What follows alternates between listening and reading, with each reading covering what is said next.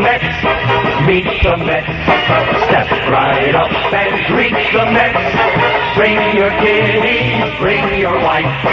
Guaranteed to have the time of your life, because the Mets are really socking the ball, knocking those home runs over the wall. East side, west side, everybody coming down to meet the N-E-T-S Mets from New York town. Oh. New York Mets baseball on WIZR Radio is brought to you by Walt's Walk-In, the Shepherd Oil Company, Fields & Baxter Insurance, Sarris's Restaurant, your Agway Store, Florence Siddeley Realtor, and Howell & Pearson. This is the New York Mets Radio Network.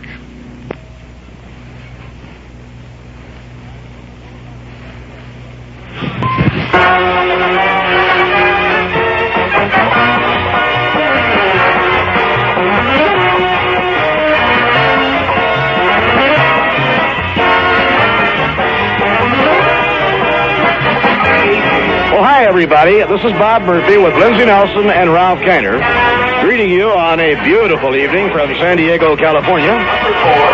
The New York Mets opening a 9-game road trip. They will play 3 here in San Diego, 3 at Dodger Stadium in Los Angeles, 3 at Candlestick Park in San Francisco, and then return to Shea Stadium in New York for the first night game of the home season on Friday night, May 5th, as they open a long homestand against San Diego. The weather in San Diego has been beautiful today. Clear skies, temperature about 65 degrees. And we have an absolutely beautiful night for the ball game. Here are the starting pitchers. For the New York Mets, rookie right-hander Buzz Capra makes his major league debut as a starting pitcher. For the San Diego Padres, and they've won 4 of their first 9 ball games, right-hander Steve Arlen will be on the mound. We'll have the starting lineups in just 1 minute. Now, Probably the most important financial and personal decision you will make in your lifetime is the one to buy a home. It represents one of, if not the largest financial commitment a family can make. Doesn't it make sense then to use the aid of a professional? Florence Siddeley Realtor is a professional. She is a member of the National Association of Real Estate Boards. Florence Siddeley and her sales staff can help you buy the most home for your money and the one satisfying your needs. Call Florence Siddeley Realtor today at 762-8500. 762-8500.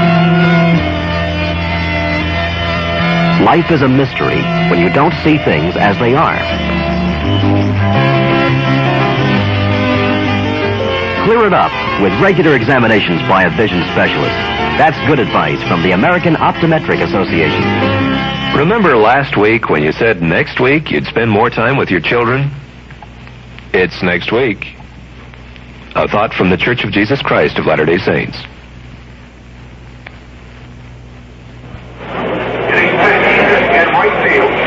At home plate here at San Diego Stadium, Yogi Berra meeting with Coach Dave Garcia of the Padres to exchange the batting order slips and discuss ground rules with Ed Sudol's umpiring team.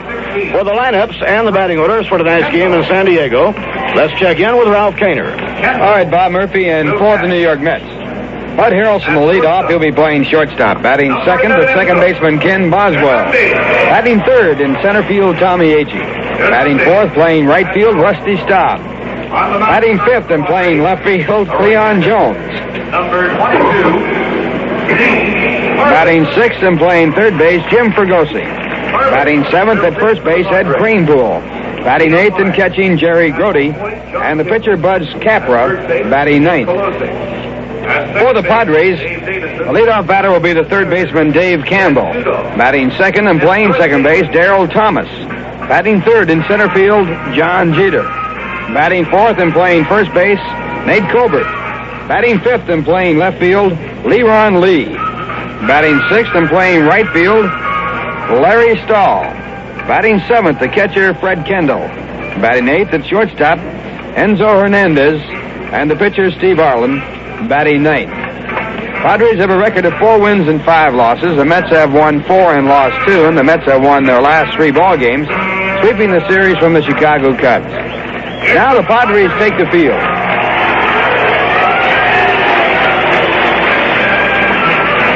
Field dimensions here This ballpark, 330 down each line, 370 in the alleys, 420 in straightaway center field. No breeze at all here tonight.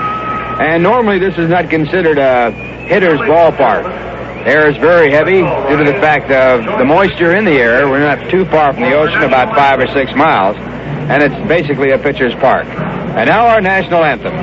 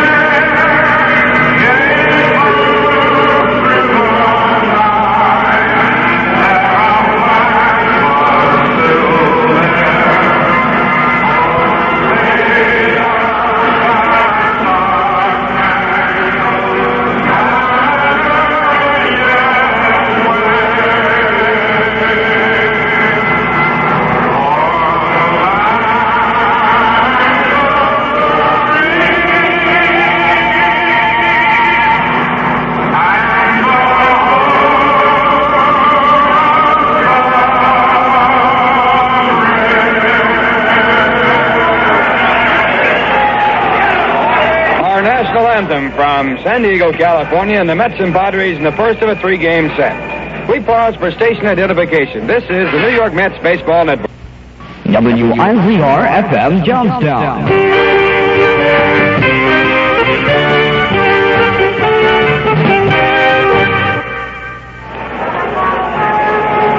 Bob Kiner along with Lindsey Nelson and Bob Murphy, and now an interesting note from one of your favorite Mets. Hi, I'm Yogi Berra of the New York Mets. This broadcast comes to you through the courtesy of W and is authorized under rights granted by the New York Mets solely for entertainment of all audience. Any publication, reproduction, or any use of this description and accounts of this game without the express written consent of the New York Mets is prohibited. Well, as Bob Murphy said, a beautiful night for baseball here in San Diego. The temperature was right around 75 degrees in the daytime, and a very pleasant evening as this ball game is about to get underway. Field condition is excellent, and it's the Mets and Padres for the first of a 3-game set. And here for the play-by-play, Lindsey Nelson. Thank you very much, Ralph Cannon. Hello again, everybody. Bud Harrelson, switch-hitting shortstop, batting left, stepping into the batter's box now. He is hitting .280 for the season. He's had 7 hits and 25 times at bat, 1 double and 1 run batted in. Right-hander Steve Arlen into the motion. Here's the pitch, and it is low for a ball. The umpire behind the plate, John Kibler. At third base now, Dave Campbell is in on the edge of the grass. It is natural grass here at San Diego Stadium. No artificial turf here. Now the pitch. Swung on foul, off to the left side and out of play. So it's 1-1. Rube Walker, the Met pitching coach, is not here. His father, Alfred Bluefoot Walker Sr., 71 years of age, died this morning of a heart attack in his Lenore, North Carolina home. So Rube Walker is not here. Here's the pitch, swung on and fouled off. Rube did not learn of his father's passing until he arrived in San Diego today, just about noontime from Washington, where he boarded a plane for San Diego along with Coach Sheriff Robinson. Walker took a plane back to Washington at 2:10 to pick up his family at their District Heights, Maryland home, and then they'll go on to Lenore. The body is at the Lenore Funeral Home. The pitch to Bud Harrelson. Hit on the ground to second base. Daryl Thomas up with it, plays it over in time, and Harrelson is grounded out. One away, and Ken Boswell is the batter. Boswell, the Mets second baseman, is hitting .151. He's had only 4 hits and 26 times at bat. He's had 1 triple and 1 run batted in. Left-hand batter. Manager Yogi Berra had a batting drill here at the ballpark today for 8 players. John Milner and Teddy Martinez, Don Hahn, Jim Beecham, Dave Marshall, Duffy Dyer, Wayne Garrett. Tommy Agee asked for the extra batting work and came along, too. Here's a pitch inside for a ball. Barrow and Coach Eddie Yost, Billy Connors, and Don Hahn through to the hitters. Here's the 1-0 delivery now. Swung on it on the ground to second again. Daryl Thomas has it. Goes to Nate Colbert at first in time, and there are 2 men out. Tommy Agee is coming up now. The New York Mets center fielder is hitting .227. He's 5 for 22. He has 1 run batted in. Several of the New York Mets players will go through a batting drill again tomorrow at 12:30 p.m. right here at San Diego Stadium. Breaking pitch is in for a call strike as Rusty Staub has moved up on deck. On the coaching lines for the New York Mets, Eddie Yost is at third, and Sheriff Robinson is the coach at first. Here's a swing and a tip back into the glove of catcher Fred Kendall. 0-2 now to Agee. Nate Colbert's at first, Daryl Thomas at second, Enzo Hernandez at short, and Dave Campbell at third. Leron Lee is in left, John Jeter in center, and Larry Stahl in right. Steve Arlen's pitch, swung on it on the ground to second. Thomas gets all 3 assists, and the side is retired. All 3, Harrelson, Boswell, and Agee grounded out. Thomas to Colbert, nothing across in the middle of the first inning. The score is Mets nothing, and the Padres coming to bat. Now here's a word from Rheingold. There are some places where keeping a beer... A baseball pitcher is a versatile man. He has to be. When there's a sudden change in the way the game is going, he has to be ready to switch strategy. The ability to respond fast to new conditions is what makes a real pitcher. You should look for this same kind of versatility when you buy insurance. You want an insurance company with the ability to make changes when they're called for. So look for a pro, a professional independent agent, an independent agent like Fields and Baxter Insurance Agency, 14 North Market Street in Johnstown, who bring you New York Mets baseball. They represent several fine insurance companies, so they're not locked into any one line of policies. They can recommend a new strategy when a change is called for.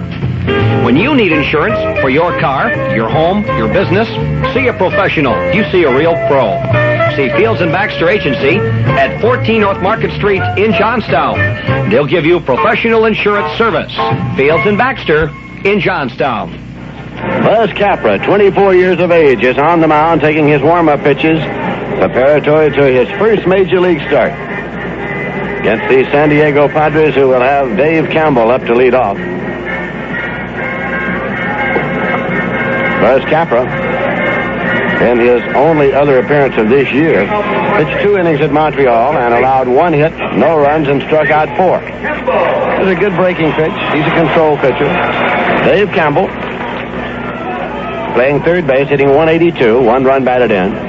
He came over from the Detroit Tigers to the San Diego Padres in the deal that saw Joe Niekro go to Detroit.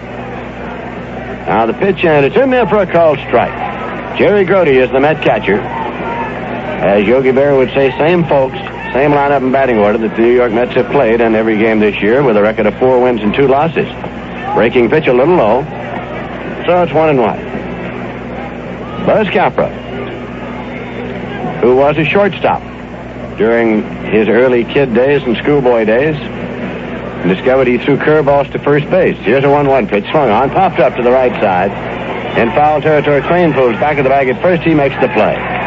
So Campbell has fouled out to first base, 1 away, and Daryl Thomas is coming up. Now, this is the big man in the deal as far as San Diego is concerned with Houston, in which they sent pitcher Dave Roberts to Houston and brought Thomas to San Diego. His big hero is Mark, even to the point of wearing the number 30 on his back. He is a switch hitter, and he says his ambition is to break Will's stolen base record. That's a pretty good record, 104 stolen bases in a single season. Capra's pitch, and it's in there for a called strike as Daryl Thomas moved up as though to bunt the ball. It was a breaking pitch in the strike zone. Jim Ferguson is on the grass now at third. Strike 1 to Thomas. Hitting .320, 8 hits, 25 times at bat, 3 runs batted in. Breaking pitch, and it's in there for a called strike. 0-2. John Jeter's out there on deck.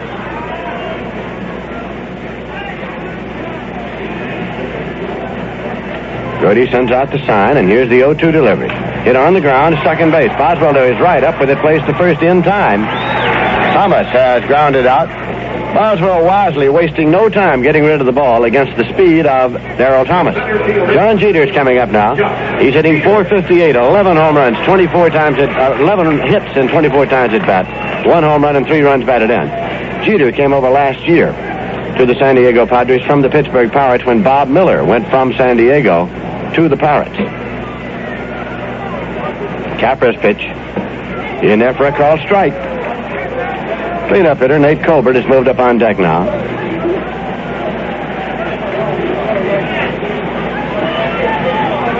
Two men out with nobody on base.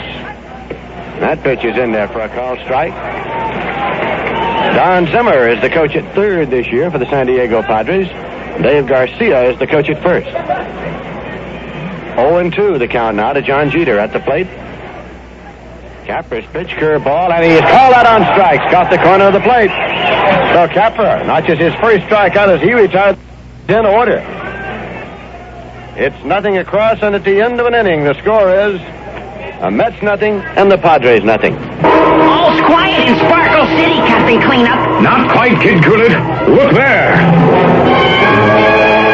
Leaping lizards! It's Louie the Litterer and his sewer rat gang! Let's see what they're up to. Okay, we're taking over the neighborhood, see? You, Big Daddy Dirt Pile, drop candy and gum wrappers. And you, Sammy the Slop, throw empty cans around. And you, Filthy Frank, foul up the water in the air. Stop! You'll not mess up this town. No! That's it, boys. We're through.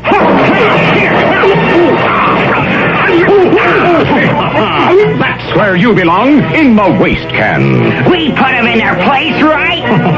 Right. Kids, you too can be a pollution fighter. Never throw trash in the street. Remember, you have to set an example for your parents. Make all America Sparkle City. Put litter in its place. This message has been brought to you as a public service by Keep America Beautiful, Incorporated.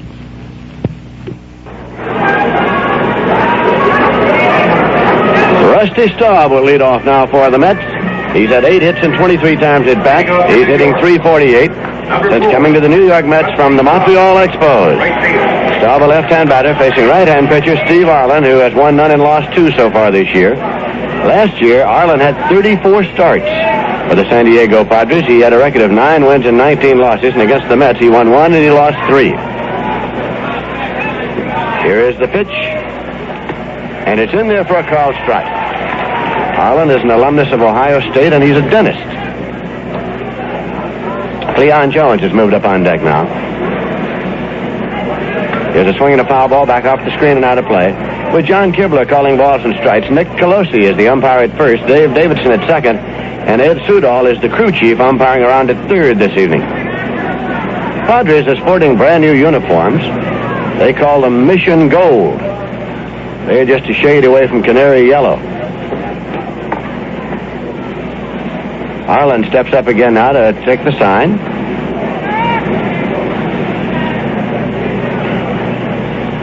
And the 0-2 pitch is low for a ball. It's 1-2. Staub moves back out of the batter's box for a moment. Now comes back in. Here's a 1-2 pitch. Swung on and fouled off. You're going to have a lot of bird lovers on your back with that last statement. I tell you, those uniforms get your attention. That's one thing for sure. They turn the lights out, you can see them. You could see them. Here's the 1-2 pitch. Swung on and missed. Arlen strikes out Rusty Staub. So there's one away, and Cleon Jones is coming up. Jones is hitting .391. He's had 1 homer and 6 runs batted in.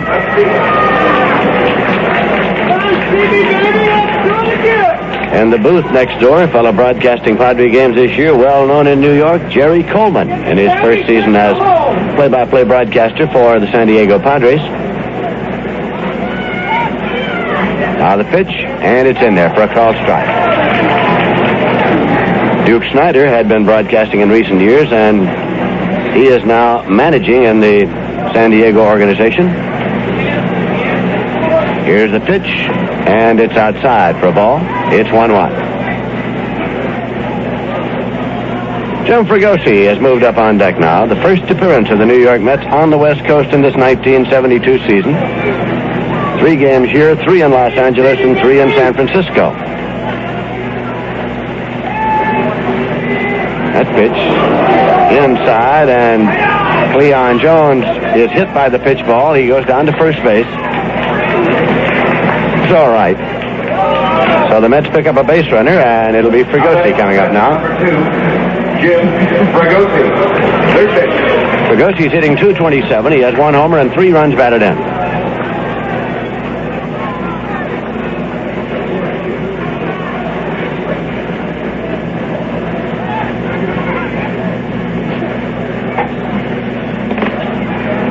Arlen sets, checks the runner. Here's the pitch, and it's low for a ball. Ed Greenbull is next in the New York Mets batting order.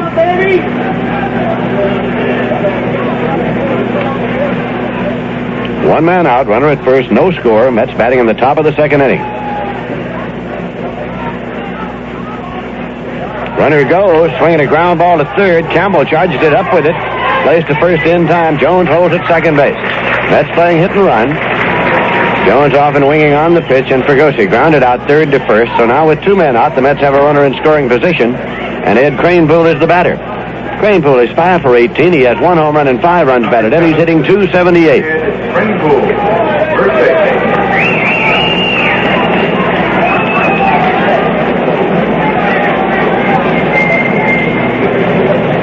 Greenbull, a left-hand batter. 330 feet down the line. To the flag in right and left. 420 to straightaway center. 370 up the power alleys. Pitch breaks inside, and it's ball 1. Jerry Grody has moved up on deck now.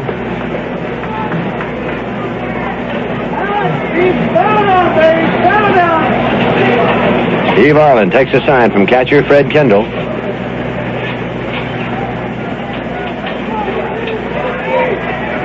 Now the pitch. Swung on and missed. 1-1. In his previous starts this year, Arlen lost to the Braves 5-1. He pitched 5 innings. And to the Giants 2-1. He pitched 8 innings.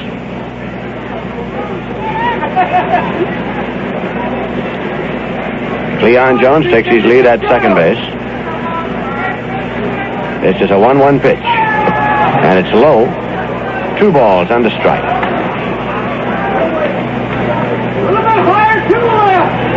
Tom Seaver will be the Mets starting pitcher tomorrow night. Bill Greif will be going for San Diego.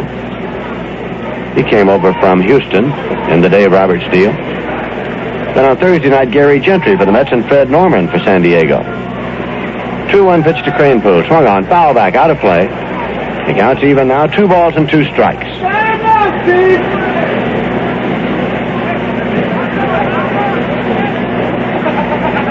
Arlen now walks back to the infield grass to rub up the baseball.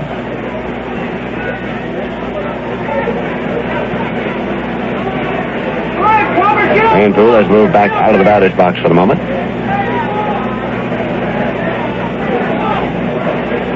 Now Arlen takes a look around as he comes back up on the mound.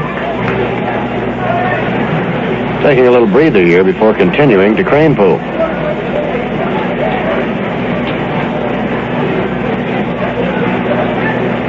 This will be a 2-2 offering, and it's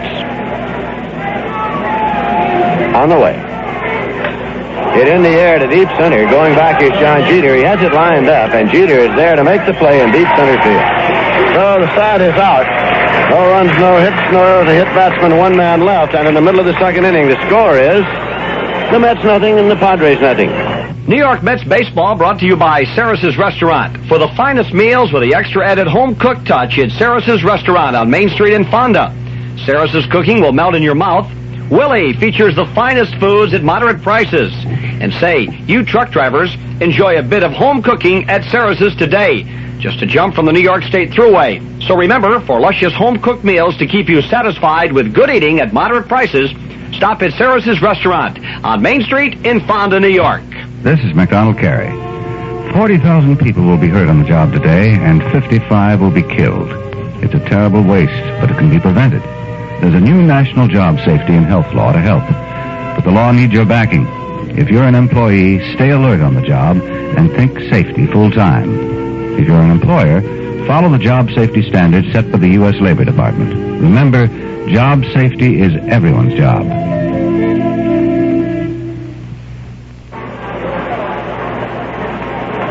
Leading off for the Padres. Nate Colbert coming up to lead off now for the San Diego Padres. He's been the big bat in the order of the Padres in the last couple of years. He had 27 home runs last year and 38 the year before. 24 the year before that. He drove in 84 runs last year and 86 the previous year. As a drive deep to left, it's going, and it is gone for a home run for Nate Colbert. The first pitch of the inning by Capra belted into the lower deck in left by Nate Colbert. It is his third home run of this season.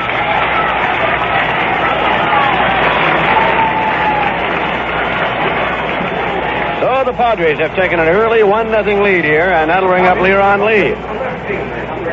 Lee, who came over from the St. Louis Cardinals to the San Diego Padres, is 5 for 20. He's hitting .250 with 1 run batted in, left-hand batter. Capra's pitch is low for a ball. Cincinnati Reds and the Pittsburgh Pirates are tied 2-2 going to the 11th inning. Jim Merritt started for Cincinnati. Pedro Bourban in the 6th. Clay Carroll in the 9th inning. That pitch is high and away. Bob Johnson started for Pittsburgh. Dave Justy in the 9th. Ramon Hernandez in the 10th. Johnny Bench homered in the 4th inning with nobody on, his first of the year for the Cincinnati Reds. The Atlanta Braves beat the St. Louis Cardinals 9-3 as Hank Aaron hit his 3rd home run of the season. That's a curveball just missing. 3-0 is the count to Lee with Larry Stahl on deck. Earl Williams hit his 3rd home of the year for Atlanta. And Ted Simmons hit his first for the St. Louis Cardinals. For Aaron, 642 in his career. He's 4 home runs behind Willie Mays. That pitch is high. 4 pitches and a walk to Leron Lee. First walk issued by Buzz Capra. Larry Stahl is coming up. He's 1 for 15. 2 runs batted in, .067. A former New York Met, Larry Stahl. Going to the bottom of the 7th inning, the Houston Astros 4, the Chicago Cubs 3. Bert Hooton against Jerry Royce. Lee May hit his 4th homer of the year and the 4th with 1 on for Houston. Cubs came into the game having lost 6 in a row, and Houston riding the crest of a 7-game winning streak. Pitch to Stahl, a left-hand batter in there for a called strike. The Montreal Expos are at Los Angeles tonight against the Dodgers. Carl Morton, no win or loss record against Don Sutton, who's won 2 and lost none for the high-flying Los Angeles Dodgers. The Phillies are up at San Francisco. Steve Carlton 2-0 against Juan Marichal, who has won 1 and lost 1. Go to first, not in time, as Leron Lee dives back in there. Padres are leading the Mets here by a score of 1-0. In 12 innings, the Oakland A's defeated the New York Yankees by a score of 4-3. Riley Fingers got the win, and Lindy McDaniel took the loss. Bobby Mercer had a homer, and so did Gene Tennis. Pitch is low, it's 1-1. Minnesota Twins shut out the Boston Red Sox 12-0. Buzz Capra looks back over his shoulder at Lee taking a lead. And a pitch out. The runner goes, throw to second. He is out by a country mile. Shortstop Bud Harrelson putting the tag on as the New York Mets had properly read that one and called for the pitch out. Grody fired it down to Harrelson, and Lee was out by a wide margin. So there's 1 away. Count to Stahl at the plate goes 2 balls and 1 strike. Marty Patton was the loser for the Boston Red Sox. And Jim Perry was the winner. That pitch is low for a ball. Going to the bottom of the 7th inning, Chicago White Sox 3 and the Cleveland Indians nothing. The White Sox have won 5 in a row. Wilcox started for Cleveland, Dennis Riddleberg in the 6th, and Ray Lamb in the 7th. Wilbur Wood for the Chicago White Sox. Capra's pitch, high and away. Into 7 innings of play, Kansas City 2, the Baltimore Orioles nothing. Dobson for Baltimore, Dick Drago for Kansas City. The Royals have lost 6 in a row. Going to the bottom of the 9th inning now. It is Cal 4 and Milwaukee 1. The catcher. Pitch is outside for the walk, and Stahl goes down to first now. Second walk issued by Buzz Capra. Fred Kendall, the catcher, is coming up. Kendall's hitting .286. He's been up only 7 times. He's had 2 base hits. Going to the bottom of the ninth, the Cal Angels 4 and the Milwaukee Brewers 1. Breaking pitch is low. Clyde Wright for Cal. Ken Brett started from Milwaukee. Lindsay in the 7th and Skip Lockwood in the 9th. Barry homered in the 1st, or rather homered in the 2nd, his 1st of the season. And going to the bottom of the 8th inning, the Detroit Tigers 4 and the Texas Rangers 1. Mickey Lolich against Mike Paul, Jim Panther in the 5th, Bill Gogolewski in the 6th, and Casey Cox in the 8th. Here's a swing and a looper right into center field. Agee coming on. He can't get it. It's a base hit. He one hops it, plays it back, moving on up to second is Larry Stahl. Kendall holds it first with a single to center. Runners at first and second, 1 man out. The number 8 man in the order, Enzo Hernandez, is coming up. Hernandez is 5 for 26. He's hitting .192. Buzz Capra was telling us earlier that in his minor league career, he faced Hernandez and Jeter. Capra is a native of Chicago, played last year at Memphis and at Tidewater for the New York Mets. Won 13, lost 3 at Tidewater, had the lowest earned run average in the International League. He reads the sign now. Runners lead at first and second. Capra's pitch. In there for a called strike. Good curveball. Grody calls time and goes to the mound now.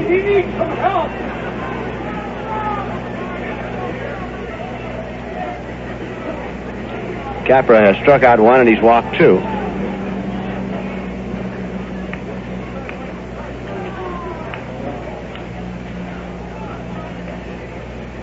In the free agent draft, when Capra was selected by the Mets, he was the 625th player. Selected in that draft, he was a 27th round choice of the Mets. There's a swing and a ground ball back to Capra. He goes for the force to Ferguson. There's one, no other throw. Just the force at third. As Ferguson took a look across the diamond, decided to hang on to it. Well, Lindsay, there's a play that you don't see in the major leagues, and it's a bad play because the play should have gone to second base and they would have had a double play. And Ferguson was completely taken by surprise when the ball was thrown to him. He just couldn't get the throw off to first. Now Steve Arlen, the pitcher, is coming up. Runners at first and second.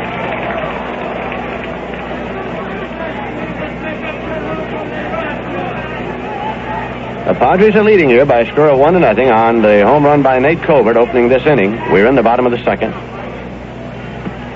Curveball low, and it's ball 1. Don Zimmer, the coach at third. He was the third base coach last year for Gene Mock at Montreal.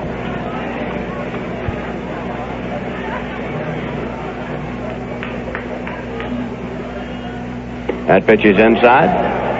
2-0.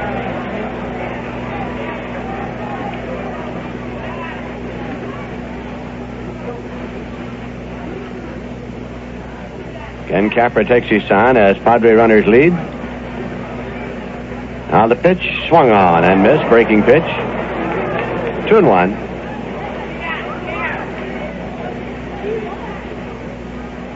Arlen's been up only twice officially this year. He's had 1 hit, so he's batting .500.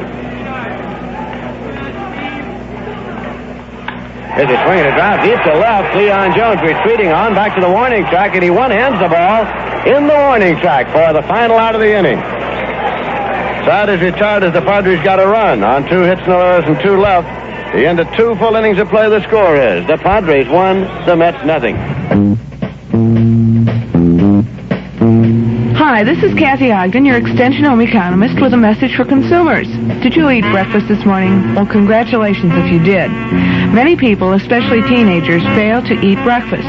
The informal lifestyle in America today may promote casual, haphazard eating habits. Also, schedules for family members are frequently different, and without planning, it's easy to see how breakfast preparation can become difficult.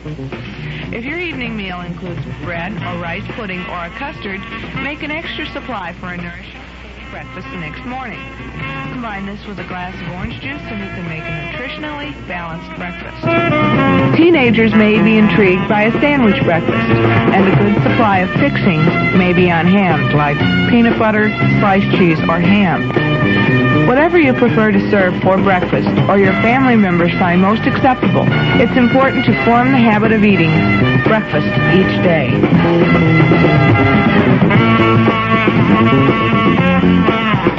Well, Bob, it reminds me of the old story that Lefty Gomez used to tell all the time about the ball being hit back to the mound, and he threw the ball to Cressetti, who was out there standing at shortstop, and Cressetti said, "Why'd you throw it to me?" And he says, "Well, you always say you're so smart. Let's see what you can do with it now." That's put him right to the test, didn't it? Threw the ball to Ferguson, and Jim didn't know what to do with it. But he got out of the inning, so here we go to the top of the third. The Padres in front on the home run, 1-0, and here for the play-by-play, Bob Murphy. All right, Ralph. You know, and as you were pointing out, one thing that really hurt him on the play is that had he made the double play, he would have had the pitcher leading off the next inning, which is ideal. The Baltimore Orioles have just lost their third in a row. Dick Drago of Kansas City shut out the Orioles with 2 hits. Kansas City winning over Baltimore 3-0. The Royals had lost 6 in a row, and that stop job by Dick Drago was just what they needed. Jerry Grody leading off as we go to the third, and he takes strike one call. Buzz Capra will be up next, and then Buddy Harrelson. The Padres wearing their new Mission Gold uniforms. Now the windup by the right-hander Steve Arlen, and a fly ball hit the center field. Out goes the second baseman, Daryl Thomas, and Thomas makes the catch in shallow center field. Right here we pause for station identification. This is the New York Mets Baseball Network. WNZR-FM Johnstown.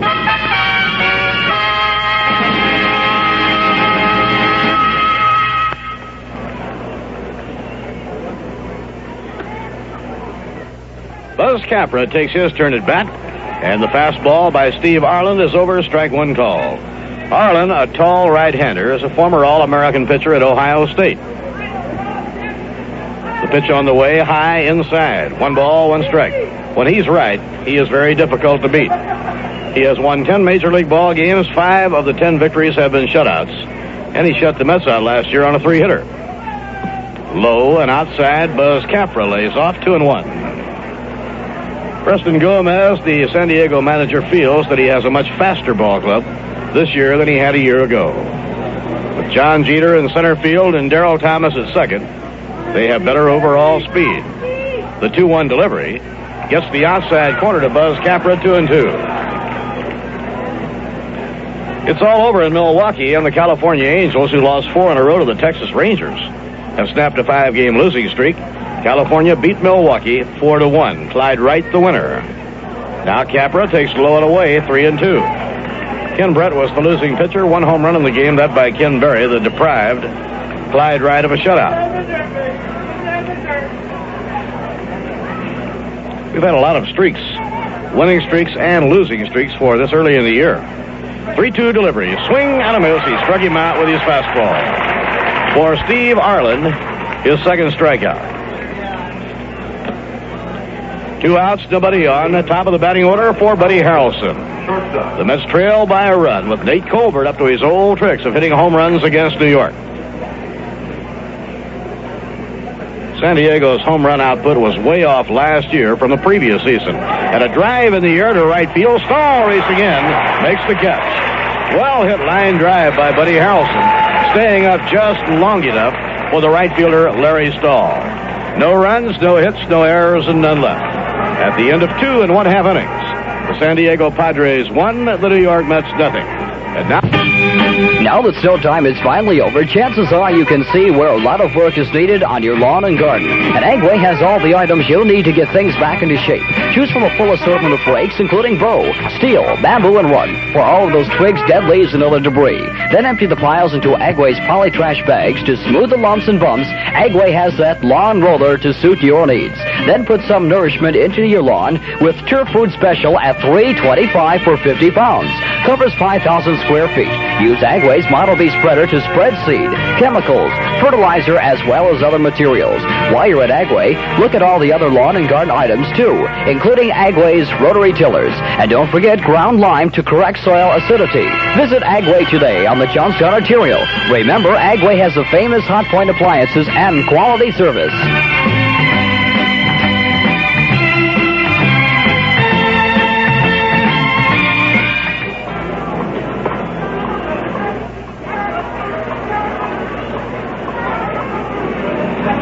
In the last of the third inning, the top of the batting order for San Diego. Dave Campbell will be leading off. Campbell last year was the second baseman. Preston Gomez, looking for a third baseman, has been using Gary Jestat and Dave Campbell at third.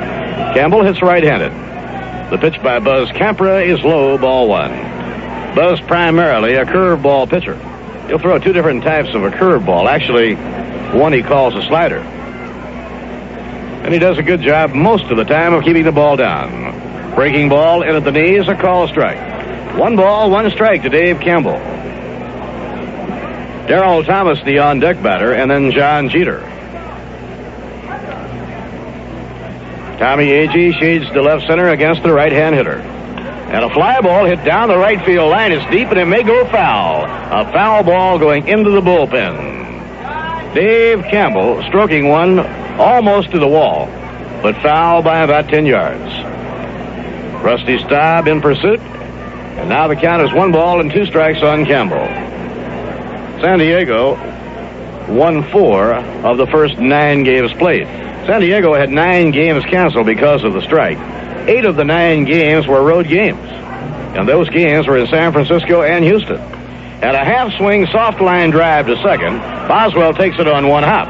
Whips the ball to Greenbull in time. One thing that's pretty obvious, Ralph, when you have 5 games canceled in that Astrodome, it's got to help you because that's not an easy place to win.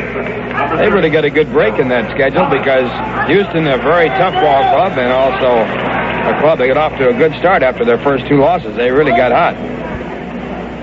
1 out and nobody on. Daryl Thomas, the switch-hitting second baseman, batting left-handed against Buzz Capra. He had an idea again about bunting. He faked a bunt the first time up, and he takes high, ball 1. When he joined the San Diego Ball Club, his idol all the time he was growing up and learning to play ball was Maury Wills. So he asked for uniform number 30. And a curve that's over, a call strike. He's a switch hitter. You think he looks at all like Maury Wills hitting around? He certainly has copied his style all the way around. The 1-1 pitch by Capra, a swing and a miss and a fastball. 1 ball, 2 strikes. We are in the last half of the third inning. San Diego leading 1-0 on Nate Colbert's home run. San Diego last year came up with quite a pitching staff for an expansion ball club. They had the 3rd lowest team ERA in the National League. The New York Mets had the lowest. Here's the pitch on the way, fouled down the left field line and out of play. They came up with 4 young pitchers who just kept getting better and better as the season went along. Clay Kirby wound up a 15-game winner.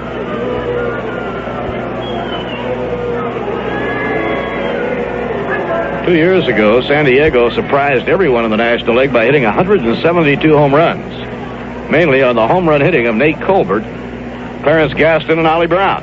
And a ground ball on the right side of the diamond, gobbled up by Boswell, thrown to Greenbull, 2 down. Then last year, neither Colbert nor Gaston was able to equal their previous year's figures. The Padres fell off from 170 home runs to 90. That's a lot of run production to lose. Center fielder John Jeter right now is sitting at 440. San Diego made a trade late last season at a very opportune time to pick up John Jeter. Foul ball as he was jammed by Buzz Capra. It was late in the year. The Pirates were looking for help in the bullpen to try and stave off the St. Louis Cardinals. So they got together with San Diego to get Bob Miller. And San Diego picked up a speedy young outfielder in John Jeter and a pitcher, Ed Acosta. When you're an expansion ball club, Ralph, that's the time to make trades late in the season. Bob Miller, of course, led the National League in earned run average. Now the pitch is over by Buzz Capra, and the count is strike 2.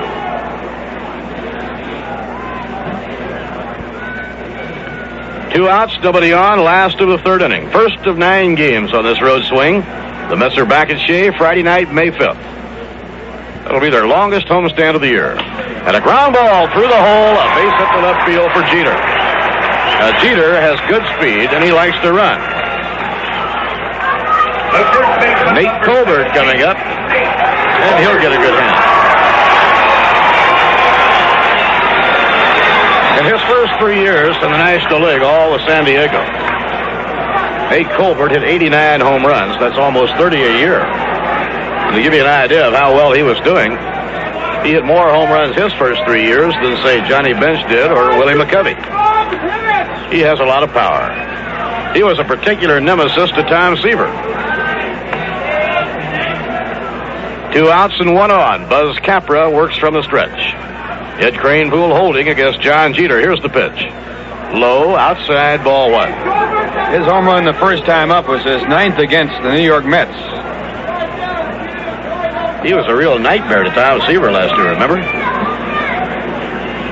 He is a good hitter. A lot of clubs tried to get him last winter. There goes the runner, swing and a miss. Throw by Jerry Grody. Boswell covering. He's outside, retired. Beautiful throw by Jerry Grody. Kenny Boswell applying the tag, and Jeter is out at second. No runs, 1 hit, no errors, and none left on. At the end of 3, the Padres won, the New York Mets nothing.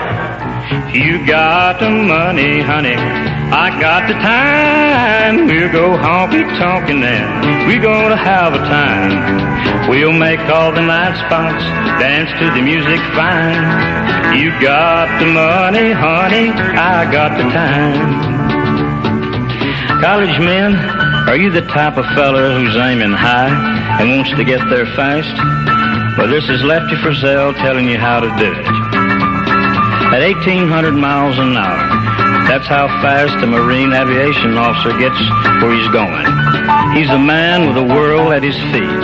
He trains at the best aviation school around, and he learns leadership at the same time. If flying with the finest is for you, then you want to be a Marine aviation officer. Ask your Marine representative how you go about it.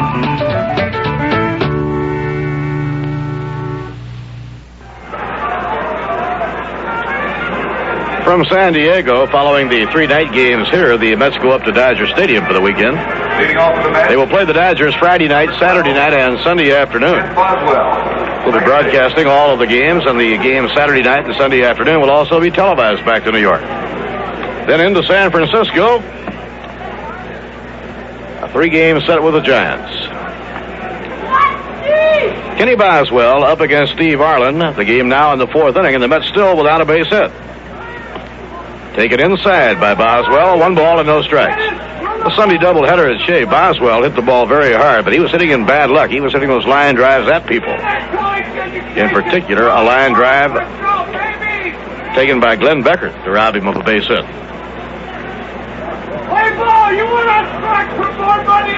Steve Arlen, tall right-hander, getting a sign now from Fred Kendall, and the pitch to Boswell. Kenny leans away from the plate. It's inside and high, 2-0. That next homestand will be a beauty for New York. It'll be the longest homestand of the year. The San Diego Padres start the homestand off Friday night, May 5th. And a smash through the hole, a base hit to right for Ken Boswell. The Mets have the tying run on, and they have their first hit of the game off Steve Arlen. Tommy Agee is 0 for 1. Tommy grounded out second to first.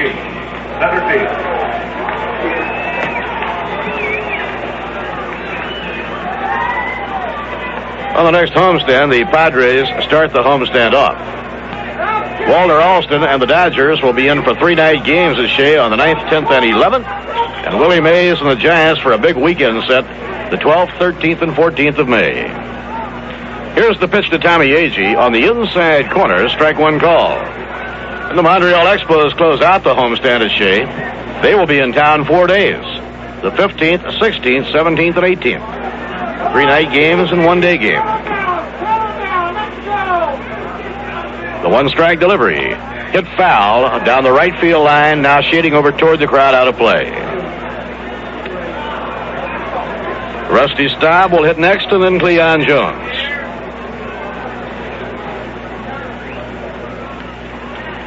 Eddie Yost on the coaching lines at third, Sheriff Robinson coaching at first. When Eddie was closing out his long Major League Baseball career, he and Jim Ferguson were teammates. Now it's Eddie's job to work with Jim as he makes that change from short to third. A swing and a miss and a curveball, strike 3. For Steve Arlen, his 3rd strikeout. Arlen pitched a good game and lost to the Giants 2-1, went 8 innings in his last start. San Diego gave up a good pitcher in Dave Roberts this last winter. They had to have infield help. They still would like to pick up another infielder.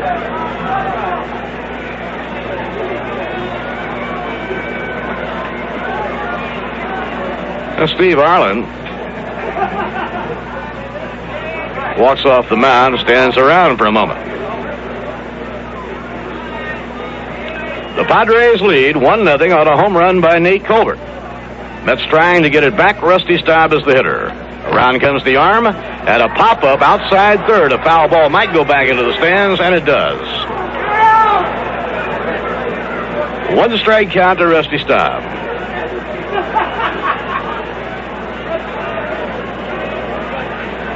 The Mets will go to Los Angeles for a series against the Dodgers. The Dodgers off to a good start. Chris Canizero has been catching day in and day out for the Dodgers this year.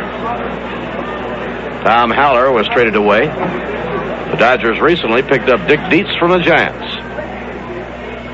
Now the pitch by Steve Arlen. Rusty has to jump to get out of the way of it. 1 ball and 1 strike.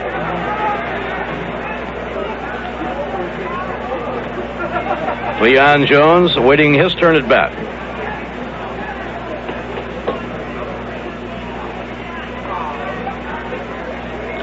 Kenny Boswell leading off first base, 1 man out. Kick of the leg, around comes the arm, and a high fly that's going foul. Deep to right field, but it will be over into the seats. A foul ball out of play.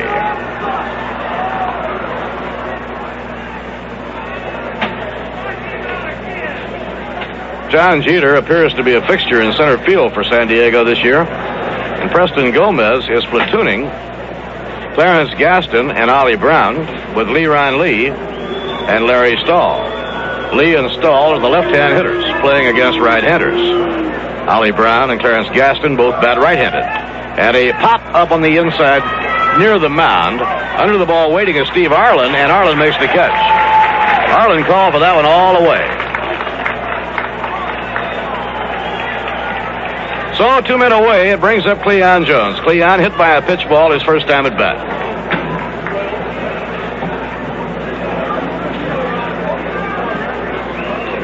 Fred Kendall going out of the mound to talk with his pitcher. San Diego will wear the mission gold uniform day in and day out. They'll use the same uniform both home and away. Baseball has been going more and more to colors. You see the colors in the shoes, in the gloves. Blue gloves, red gloves, green gloves. Now a throw over, it's not in time. The way it's going, Ralph, we're going to have to start doing a fashion commentary. Pitch on the outside corner, a call strike. Hey, Sib, when Padres played Atlanta, and Atlanta has some new uniforms that look like 2 Muni League teams out there playing. Atlanta has a lot of color in the uniform this year. Steve Arlen delivers to Cleon, a swing and a miss. Jones went after a high fastball, and the count is strike 2. Steve Arlen, 26-year-old right-hander from Columbus, Ohio. After an All-American pitching career at Ohio State, he was signed by the Phillies. He has graduated as a dentist. And the pitch on the way, a half swing, and Cleon held up in time. Ralph, when we get up to Dodger Stadium, we'll see another former dentist. I was going to say Casey Stengel was a dentist, but he had to give it up because they didn't make left-handed tools in his days. You ever known a left-handed dentist? I've never had one work on me. I don't think I'd let it happen either. Well, I could just see me running out the door right now. But I don't know why it should be any different. The pitch to Cleon is swung on and missed, strike 3, and Arlen looks very good. He gets Cleon with a curveball. That's his 4th strikeout. No runs, 1 hit, no errors, and 1 left on. At the end of 3 1/2 innings, the San Diego Padres won, the New York Mets nothing. What better way to spend a day than an outing at Shea Stadium? More and more groups and organizations have discovered this formula for a fun-filled time. It certainly explains why an outing at Shea has become the in thing to do. It's also an ideal way to entertain business class or company employees. The Met management takes particular pride in handling the large groups. For one thing, you can be sure everyone in your party will be seated comfortably in the same area. Then, too, if your group consists of 100 people or more, it will be acknowledged on the message board during the game. Many companies, organizations, and fundraising groups, both men's and women's, have had quite a time by coming out to a Met game, and we think you will, too. If you'd like further information, simply write or call the group sales department, which will then have a representative contact you. So write Group Sales Department, Shea Stadium, Flushing, New York. The zip code is 11368, or call area code 212-672-3000. The first baseman, number 17, Nate Colbert.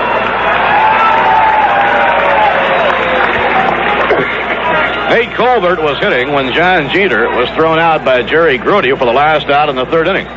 Grody, by the way, has gunned down 4 of 5 would-be base stealers. Way inside, ball 1. There'd be a lot of people, including myself, that would question the wiseness of stealing with 2 men out and Colbert up. Take away a chance for him to hit the ball out of the ballpark with a man on base. Well, I have to agree with that. Now the pitch is over at the knees for a call strike. 1 ball, 1 strike. I don't think there was any hit and run play on, do you? Not in that spot.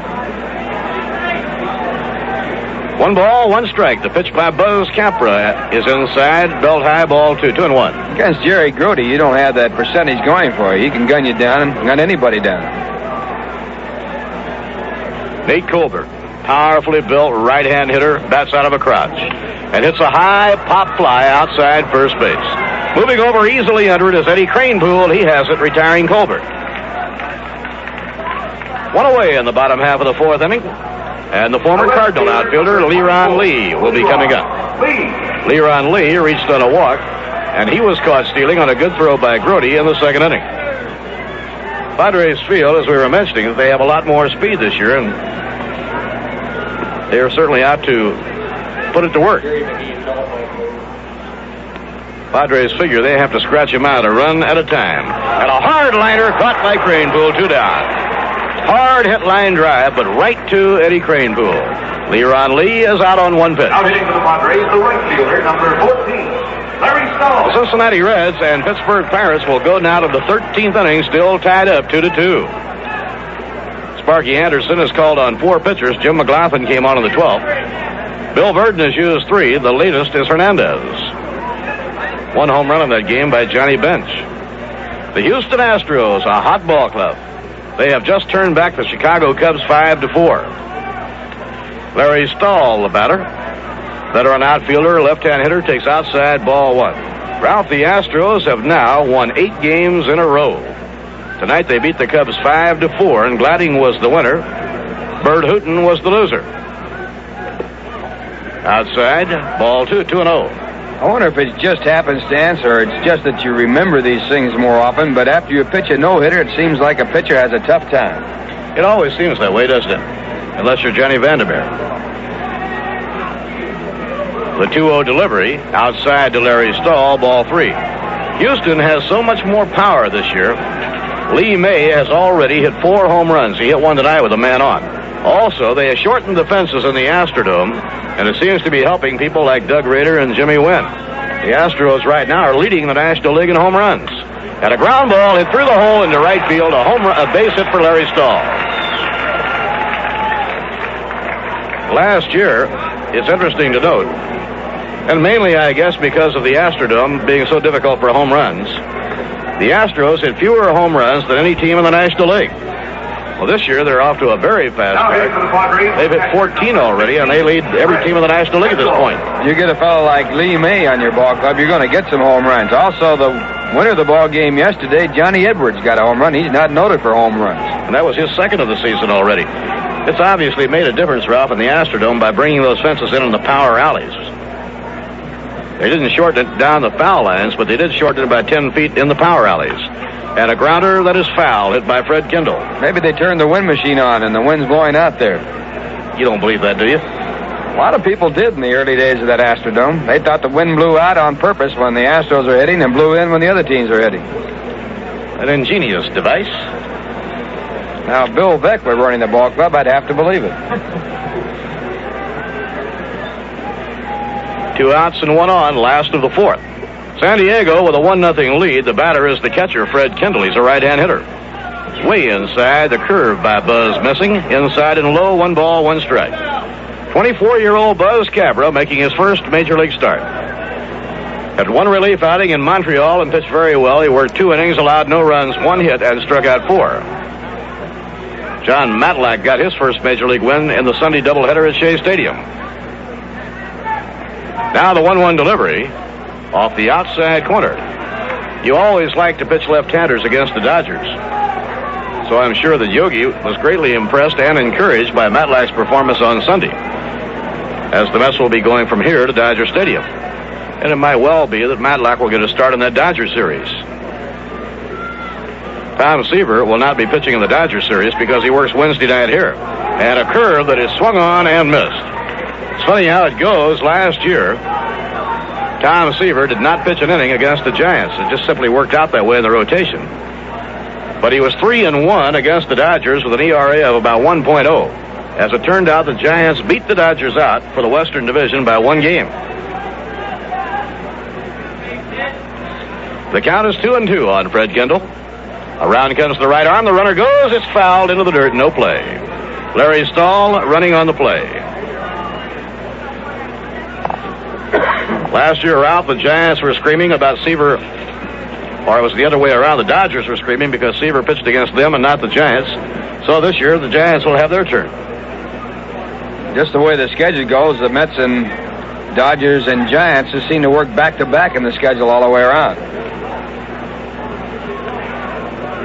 Count is even, 2-2 on right-handed hitting Fred Kendall. There goes the runner, and a foul ball again whacked back into the crowd, out of play. Well, Preston Gomez has these Padres on the run. San Diego, 1 run on 4 hits, no errors. New York, no runs, 1 hit, and no errors. With the count 2-2, we'll keep an eye on Stahl and see if he's going again. Buzz Capra into the stretch, throws to first, and Stahl comes diving back in.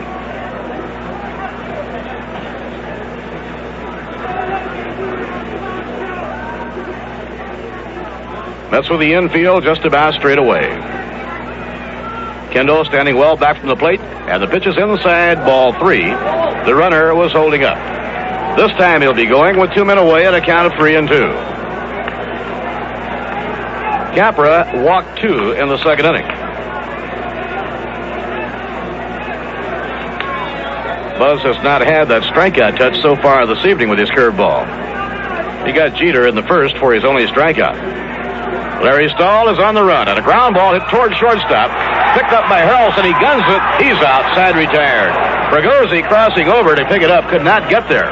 And Buddy Harrelson, who has that powerful arm, gunned it across the diamond to complete the play. No runs, 1 hit, no errors, and 1 left on. At the end of 4 at San Diego Stadium, the Padres won, the Mets nothing. 27 centuries before Christ, back when the Egyptians were building their first pyramids, a tree sprouted in the White Mountains of California. 50 centuries later, that tree, a bristlecone pine, is still alive. It's the world's oldest living thing, and there are other trees almost as ancient. Sequoia trees in California's High Sierra have been alive since before Alexander, since before Rome, since before Moses. Many botanists believe that the sequoias have the potential to outlive even the bristlecone pine. Think about it. Trees that have been on Earth for 30 centuries could live 30 more. If we don't burn them down. 1 careless second can wipe out centuries of life. So, think before you strike. Because only you can prevent forest fires. In the 5th inning, Jim Fregosi will lead off against 26-year-old Steve Arlen. Jim Fregosi's home is near the California Angels Stadium in Anaheim, California. Jim Ferguson. And he can commute back and forth to play in San Diego. What is it, Ralph? I guess about 115 miles from here to Anaheim. No, not that far. Not that far? About an hour away, about 60 miles. 115 to downtown Los Angeles. Jim Ferguson takes high, outside, ball one. Steve Arlen has allowed only one hit. That's one of the problems that the Padres have attendance-wise. That L.A. area is not too far away. Now Arlen siding in. Here's the pitch. It's over for a call strike. Wilbur Wood has hurled another shutout. Pitching a 7-hit shutout with the White Sox defeating Cleveland 6-0. And the White Sox have won 6 in a row. Foul back against the screen by Jim Ferguson, 1-2. Milt Wilcox, the former Cincinnati pitcher, was the loser. And the Detroit Tigers snapped the 4-game win streak of the Texas Rangers. Detroit with Mickey Lolich going all the way with a 4-hitter, beating the Rangers 4-1. Mike Paul was the loser. Wilbur Wood was changed from a relief ace to a starter by Chuck Tanner a year ago, and he wound up winning 22. He's already won 3 this year. A high fly ball hit to center field. Drifting in is Jeter. Coming over is the left fielder. Jeter will make the catch. Towering fly by Jim Ferguson, 1 man down. Eddie Kranepool has hit the longest drive of the game so far for the New York Mets. He put the center fielder Jeter back close to the warning track. You really have to hit one to get it out of this ballpark in center field. It is 420 feet to the wall, and it is a high wall. 1 out and nobody on. Around comes the pitch from Steve Arlen. On the inside corner, strike 1. Jerry Grote on deck, then Buzz Capra.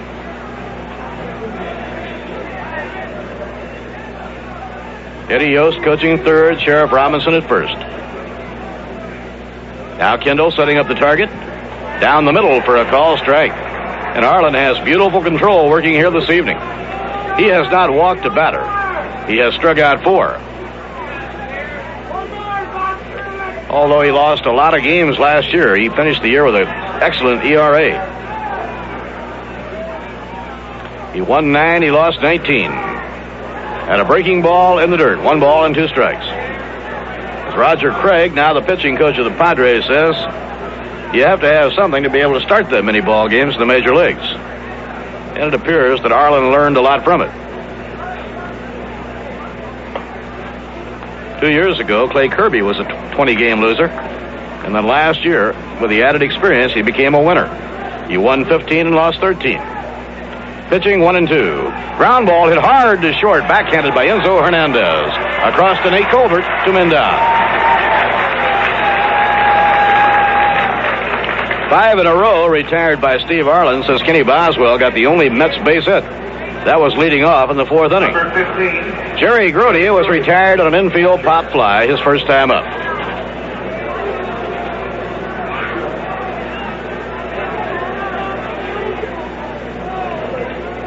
Jerry, feet wide apart, standing well back from the plate. Low and outside, ball 1.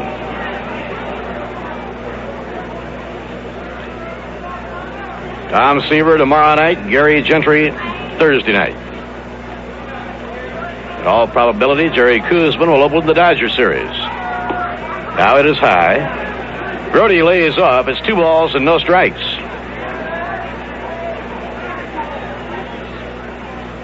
Fred Kendall again will go to the mound to talk with Steve Arlen. And while he does so, we'll pause for station identification. This is the New York Mets Baseball Network. WIZR-FM Johnstown.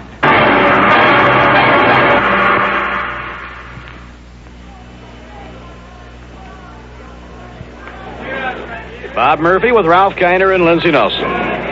The Mets sitting in the top of the 5th inning. San Diego ahead 1-0 on a home run by Colbert. It's too high to Jerry Grote. And I believe this is the first time Arlen has fallen behind 3-0.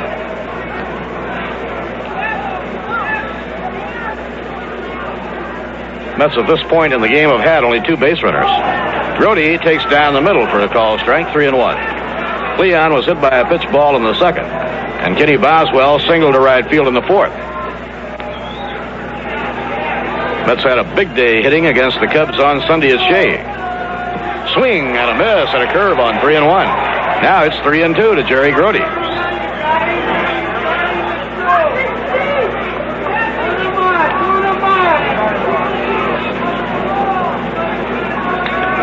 count, 3-2. In comes the pitch. Ground ball hit down to third. Up with a hop is Dave Campbell.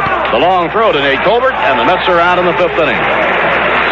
They go down 1-2-3. No runs, no hits, no errors, none left. At the end of 4 1/2 innings, the San Diego Padres won, the New York Mets nothing. Now is the time to have your heating equipment checked by the experts at Shepherd Oil Company. They are in business to serve you. As exclusive holders of EFM franchise, Shepherd Oil is in position to offer you the latest, the most efficient heating units available in the world today. EFM, Electric Furnace Man's reputation, has been earned by delivering a quality product for over 41 years of manufacturing. Highly skilled craftsmen plus modern equipment equals precision products at low cost, and Shepherd Oil wants to acquaint you with this quality product. You'd really be surprised at how little they cost and how many dollars this equipment can save you on your fuel cost. Don't delay. Be ready for Old Man Winter with a new heating unit from Shepherd Oil Company. Call 762-7812 for a free estimate. Remember, at Shepherd Oil Company, their motto is service first. New York Mets baseball on WIZR brought to you by the Shepherd Oil Company. Dial 762-7812. That's Shepherd Oil Company, 762-7812.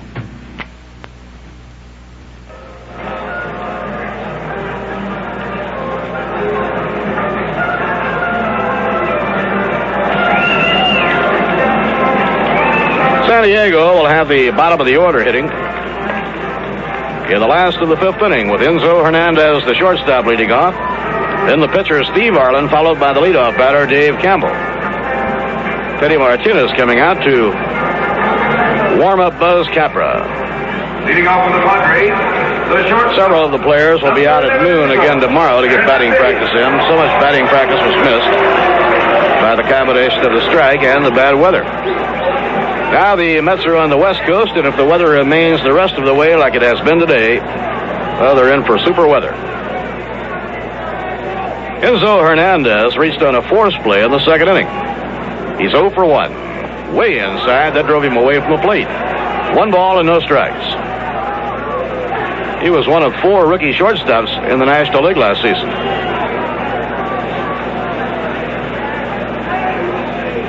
The 1-0 delivery, a ground ball, hammered to shortstop. Foul by Buddy Harrelson. He can't make a play. Hernandez reaches safely. It'll be an error charged to Harrelson. That's his first of the year, Bob.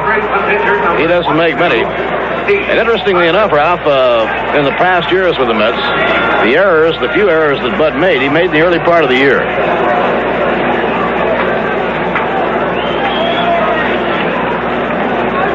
Now Grody talks with Buzz Capra as they have a bunt situation. The pitcher, Steve Arlen, stepping in with a runner on first and nobody out. Arlen was swinging away his first time up tonight and hit a long fly to deep left that Cleon Jones caught. Jim Fregosi coming in close at third now as they set up to play for the bunt. The Padres lead 1-0. We're in the last of the fifth inning. Buzz Capra, the rookie right-hander, delivers to the plate. It is bunted foul, no play. Coming back beyond the reach of Jerry Grody. San Diego with Dave Campbell on deck and then Daryl Thomas.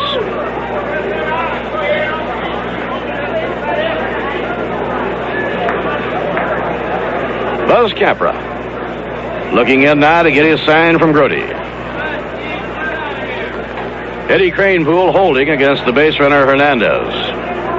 Arlen waiting. He squares around, takes the pitch over, strike 2 call. He was going to bunt, but didn't like the looks of it, but it was over. Plate umpire tonight is John Kibler. Nick Colosi, Satch Davidson, and the senior arbiter Ed Sudol on the bases.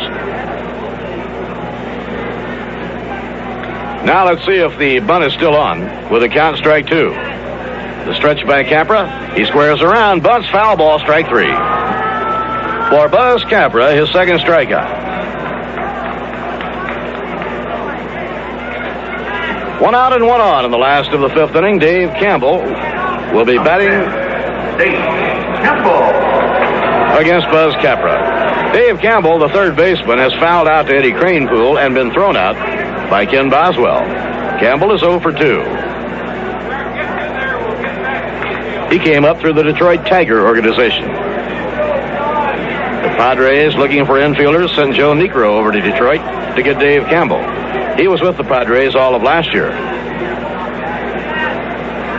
Right-hand hitter batting out of a crouch.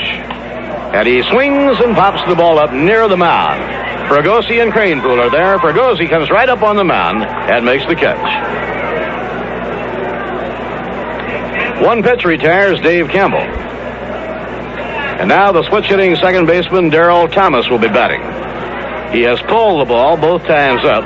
Both times been thrown out by Ken Boswell. Daryl Thomas. He played in Oklahoma City last season and batted .286. Daryl Thomas. He grew up in Los Angeles, and his idol has always been Maury Wills. Tommy Agee playing Daryl Thomas a couple of strides to the opposite way. Now Buzz Capra makes the stop, a pitch out, but nothing was on. Jerry Grody had a hunch and called for a pitch out, but this time Hernandez was holding tight. Twice the Padres have run tonight. Both times they have been gunned down by Jerry Grody. Here's the pitch on the way. Outside, it's ball two. Hernandez did such a good job of bluffing the dash that I think about everybody in the ballpark thought he was going. That was not a pitch out, but it was so far outside it almost looked like one. The count 2-0. There, the pitch is swung on and foul back to the screen. I thought he was going again, Ralph. Now, talking about Daryl Thomas and the fact that he idolized Maury Wills, he did the same thing that Maury Wills did. He started out as a pitcher, and then later on was converted to the infield. Maury Wills started in the minor leagues as a pitcher. Maury Wills has been an amazing ball player. He came up to the major leagues quite a bit older than most ball players do, and he has stayed around to have a tremendous career. It's 2-1 to Daryl Thomas, and a half swing. Did he hold in time? Now the plate umpire, John Kibler, will check it out with Nick Colosi, and the count is 2-2. He did swing. Center fielder John Jeter waiting on deck, then Nate Colbert. The Padres took the lead on a second-inning home run by Nate Colbert, for Colbert his third of the year. Right here, you can look for him to be running, Bob. The count is 2-2, and a throw to first. Not in time. He had to dive to get back.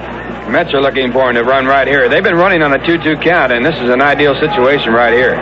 You have a left-hand hitter at the plate, actually a switch hitter batting left, Daryl Thomas. Buzz Capra will try and hold him close. He's running. The pitch is swung on and fouled down the first base line. No play. So Enzo Hernandez, who was running on the 2-2 delivery, now returns to first. He had 21 stolen bases last year for the Padres, so all that adds up. That incidentally is a Padre record for stolen bases. Padres feel the one place they'll be much better this year is in stealing bases, and that overall speed will help them not only defensively but offensively. The count is 2-2. He's running again, and a grounder foul down the third base line. So, for the second time on 2-2, Hernandez was running, and the pitch is fouled off.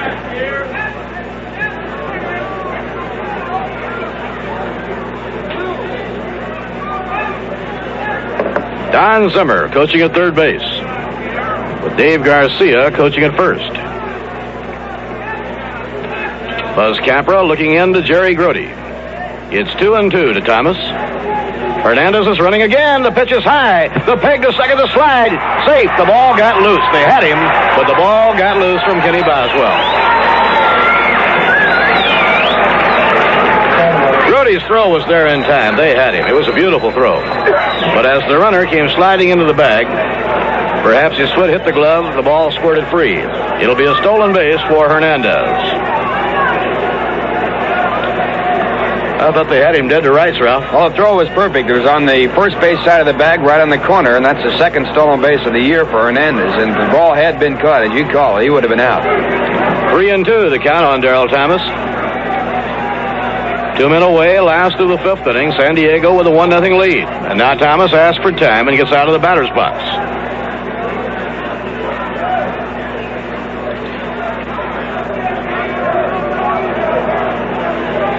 Buzz Capra, making his major league debut as a starter, locked in a mound duel with Steve Arlen of San Diego. Now the stretch by Capra, the 3-2 pitch. A high pop fly to shortstop. Easy play for Buddy Harrelson on the skin part of the diamond. He has it for the out. No runs, no hits, one error, and one left. At the end of 5 here at San Diego Stadium, the Padres won, the New York Mets nothing. Everything you need to know in paint and color is Devo. Rainbow colors, sure to please, are from Devo and Celanese.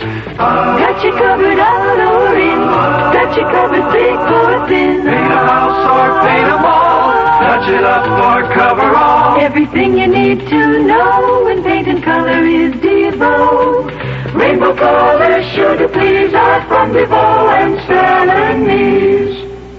In days of old, knights were bold. Bold because they wore heavy armor and carried huge shields. Knights had to protect themselves from on-the-job hazards like evil villains and fire-breathing dragons. Maybe you don't rescue fair maidens for a living, but if your job demands safety gear and protective clothing, wear it. Don't get burned. For more information, contact the nearest office of the U.S. Department of Labor.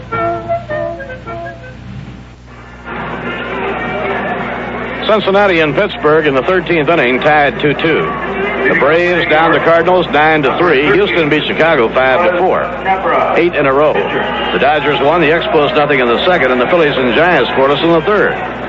Right here at San Diego Stadium, it's the 6th inning. The Mets trail by a run, and all set to pick up the action for you, Ralph Kiner. Okay, Bob Murphy, and hi, everyone. And Buzz Capra, the leadoff for the Mets. Buzz struck out his first time up on a 3-2 fastball. Steve Arlen has given up only one hit. The Mets have had only 2 base runners. Cleon Jones back in the second was hit by a pitch ball, and in the 4th inning, Boswell singled to right for the Mets' only base hit. Arlen has struck out 4, walked none. And the right-hander's next pitch is inside. 2 balls, no strikes. Of course, the big story here in San Diego, and it looks as though it's almost a surety that San Diego will not have the Republican convention. And here's a pitch back to the plate, and it's called a strike right over at the knees. 2 balls and 1 strike. Capra has been up 1 time in this season, and he looks, and the pitch is low. 3-1. So Arlen behind in the count for the first time in the ball game. 3 balls and 1 strike. Padres last year lost 100 ball games. So far this year, they won 4 of the 9 they have played. 3-1 delivery. And a called strike, and the count goes full. So for the second time in this ball game, Capra has a full count. Last time, Arlen with a fastball struck him out. And the right-hander now back again, and the pitch is low, and the Mets have a base runner as Capra gets the first walk of the ball game. And he is on with no one out. The time run at first base, and the batter coming up is Bud Harrelson. Bud is 0 for 2. He lined to right field his last time up after grounding out to second base. Harrelson hitting .259. He's had 7 hits and 27 times up. Third baseman Dave Campbell is already in looking for a sacrifice.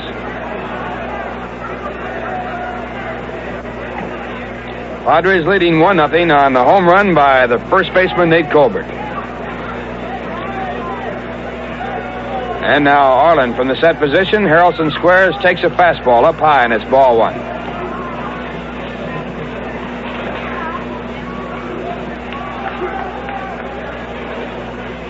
Steve Arlen has won 10 ball games in his major league career, and 5 of the wins have been shutouts. When he's good, he's very, very good. There's a bunt out toward first base, a good one. Arlen takes it, picks it up, tosses to the second baseman, Daryl Thomas, covering the bag at first, and on the sacrifice, the Mets have Capra at second base in scoring position with 1 away. Number 12. That'll bring up Ken Boswell, who has the Mets' only base hit. Ken is 1 for 2 in the ball game, hitting .179. He's driven in 1 run so far this year.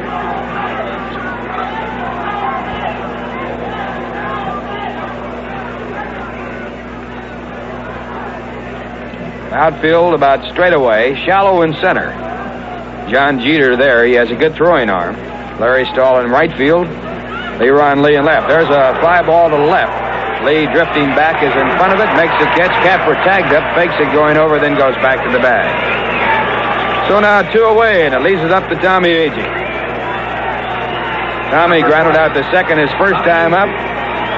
Struck out swinging his second time at bat. Agee hitting at 208. He has 1 RBI, 5 hits, and 24 times up.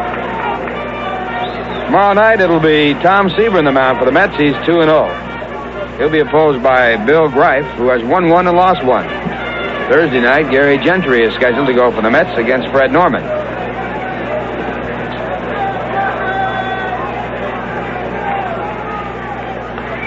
Tommy Agee stepping up. Tommy hit the ball well in batting practice, and he has volunteered to come out for extra hitting again tomorrow, which is scheduled by Yogi Berra.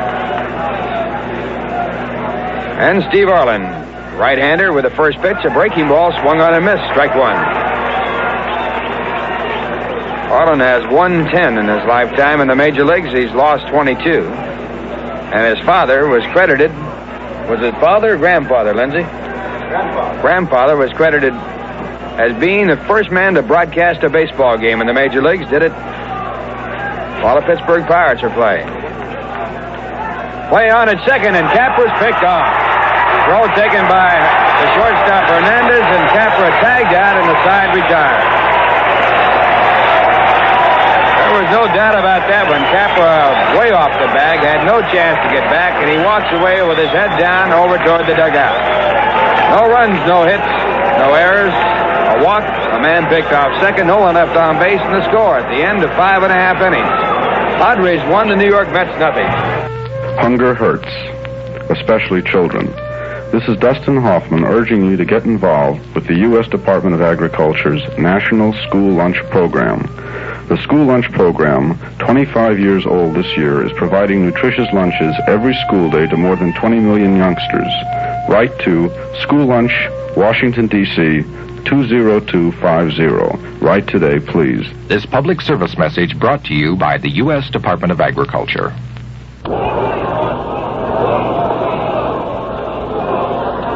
We're going to the bottom of the 6th inning. The Padres leading by a score of 1-0, and Buzz Capper, after being picked out, is now completing his warm-up pitches. Buzz has given up 1 run. It was a home run to Nate Colbert in the second as he led off. His first pitch in the second inning. He has allowed 4 hits while striking out 2 and walking 2. This is Capper's first major league start. And he'll be working to John Jeter, who has a base hit and 2 times up. Nate Colbert, who also is 1 for 2. And Leron Lee here in the 6th inning. Jerry Grody out talking to Capra on the mound, probably saying, don't let that bother you, being picked off. Main job is to pitch the ball game. If you hold him right there, we'll get you some runs. Or as Charlie Dressen said, hold him right there and I'll think of something. Action going in the bullpen for the Padres. And the first pitch is hit foul, hard down the left field line, just foul. In the bullpen for the Mets, John Matlack is starting to throw.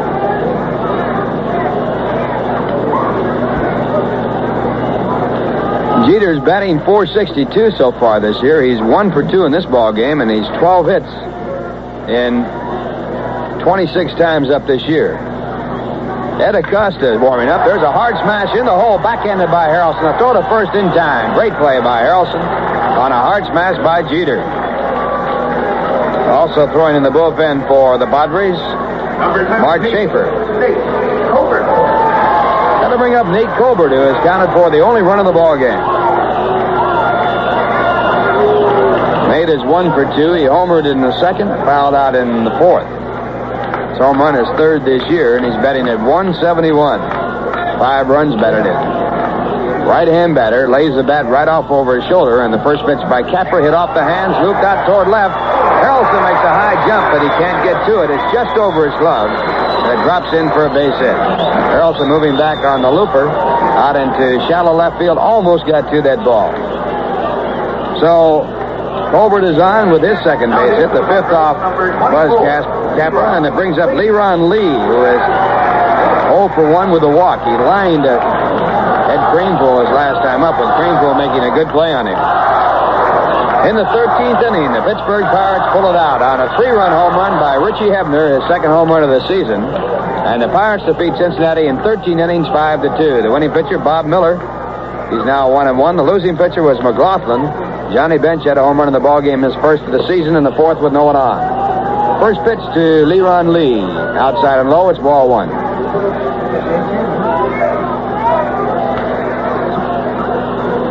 Lee, a left-hand batter, hitting at .238 for the year. Padres got him from the St. Louis Cardinals. Next pitch back again low, and it's 2 balls and no strikes. Irv Cage, the assistant to the general manager of the San Diego Chargers, in our radio booth. Was a big baseball operator in the Pacific Coast League for the Hollywood Stars.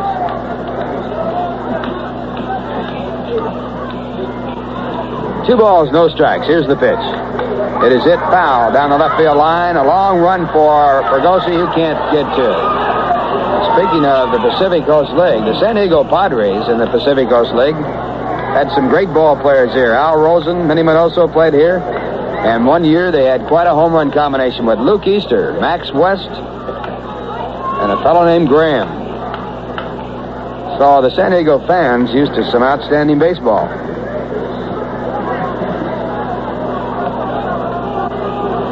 This is the third baseball park in professional baseball here in San Diego.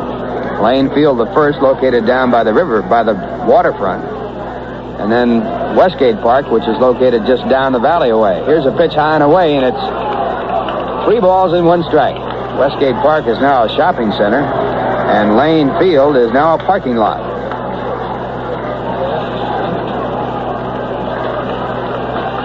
Three and 1 the count. Colbert at first base, not being held on by Ed Greenbull. He's looking for defensive room, and here's the pitch. Runner goes. The pitch is taken over the outside corner. A bad throw to second. And Colbert, who was running with the pitch, goes in easily with a stolen base. Throw by Jerry Grody was just high and on the second base side of short, taken by Harrelson, and he had no chance to come back for the tag. So Colbert gets his first stolen base of the season. And the Padres have a runner in scoring position with 1 away here in the 6th inning.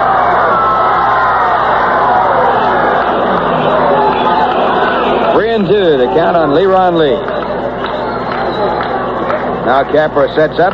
Here's the pitch. It is hit foul, out of play. So the count will remain at 3 balls and 2 strikes. Lee brought a 3-game hitting streak into this ball game and walked on 4 pitches in the 2nd inning his first time up. He lined the first base on his first pitch in the 4th inning. Once again, Capra set to go. He checks Colbert at second, again a short lead.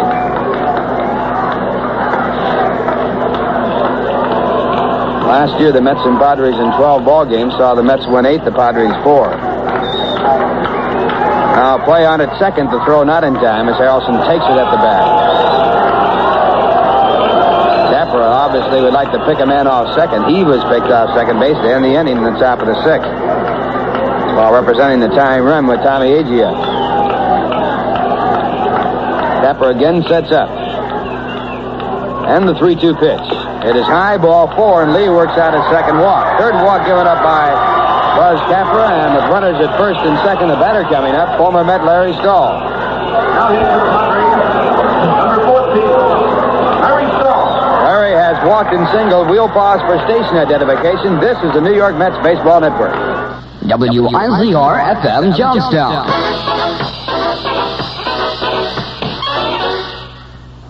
WIZR. Ralph Kiner, along with Bob Murphy and Lindsey Nelson from San Diego, California. The Padres leading 1-0 and threatening with runners at first and second base. 1 man away. The batter, Larry Stahl, and after a conference with Ed Greenbull and Jerry Grody, Buzz Capra, with work to do, gets set on the mound. Stahl hitting .125. He's had 2 hits and 17 times up this year, one of them in this ball game. And the first pitch is outside. A breaking ball. It's ball 1.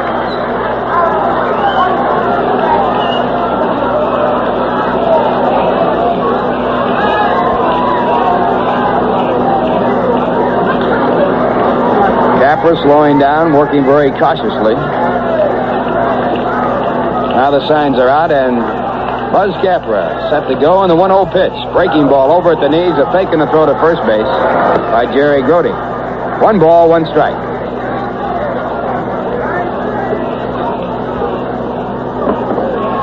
Now a right-hander throwing in the bullpen for the Mets, Jim McAndrew. Jim throwing along with John Matlack. The 1-1 pitch. Breaking ball, a good one, right at the knees over the inside corner. Strike 2 called. Home plate umpire, John Kibler. Nick Pelosi, the umpire at first base. Dave Davidson, the umpire at second. And crew chief, Ed Sudol, the umpire at third. 1-2.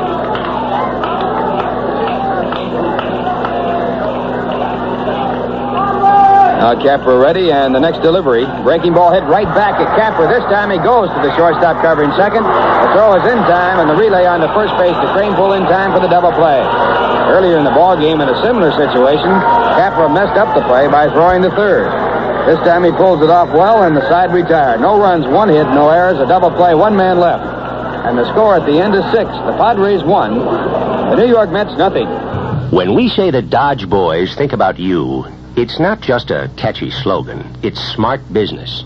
You see, the Dodge Boys are very practical kind of guys. They've been in the automobile and truck business for a long time. They know what it takes to please you, and they do it. When you talk, the Dodge Boys listen. When you buy a car from the Dodge Boys, they lock themselves into the sale to keep you satisfied. It's not just because they're a friendly bunch of good guys, but because they're smart businessmen. They want you to come back. And the best way to get you to come back for another Dodge is to make sure you like the first one. That's still the best form of consumer protection. A good, two-way relationship between you and the man you deal with. It's worked well for the Dodge Boys.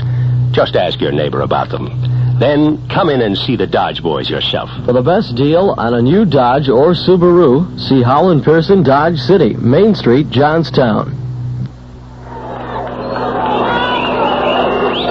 We're going to the top of the 7th inning. The Mets trailing 1-0 on a home run by Nate Colbert. And the Mets coming up here with Tommy Agee to lead off. Steve Arlen on the mound. First pitch is lined down the left field line, and it is a foul ball. Ball curving foul about a foot. So Agee losing an extra base hit. Coming back to home plate, the Mets will have Tommy Agee, Rusty Staub, and Cleon Jones. They're 3, 4, and 5 hitters here against the curveballing Steve Arlen. Arlen has given up only 1 hit, a single by Ken Boswell. It came in the 4th inning.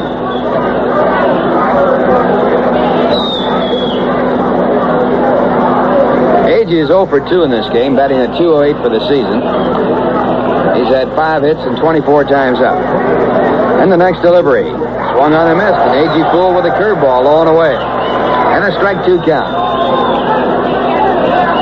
The Bruins beat the Blues, and it'll be the Bruins against the New York Rangers. And the finals, score of the game for the Bruins 5-3. There's a base hit through the middle, and Agee is on.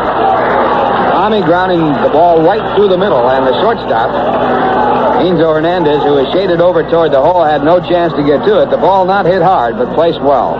So the Mets now have the tying run at first with no one out, and Rusty Staub coming up. That is the Mets' second base hit in the ball game. They've had only 4 base runners. Rusty has struck out. He also has popped up to the pitcher. He had 6 hits in the doubleheader against the Cubs, and his average now at .320. He's had 8 hits and 25 times to the plate. And Arlen's first pitch. Breaking ball over the inside corner, a called strike.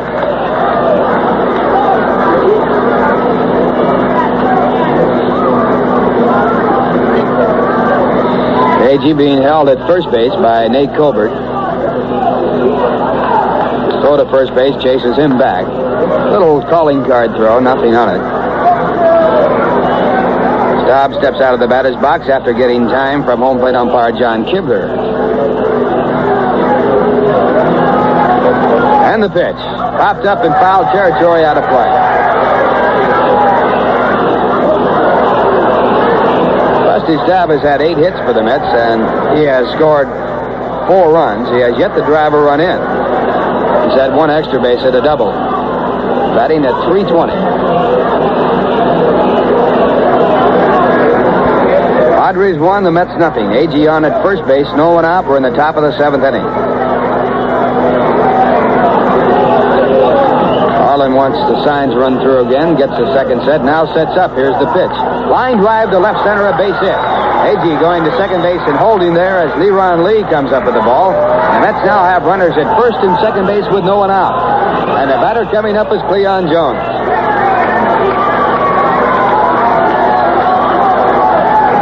Cleon was hit by a pitch ball in the second inning, was struck out in the fourth. He's 0 for 1, batting at .375. He has 6 runs batted in, 1 home run, 2 doubles, and 9 base hits.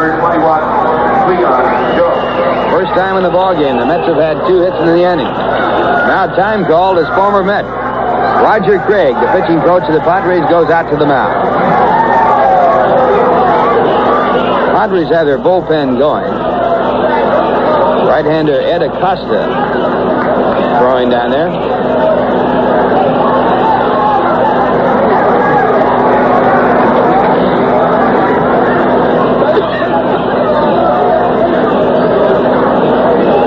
Mike Caldwell also throwing down there with Mike Corkins.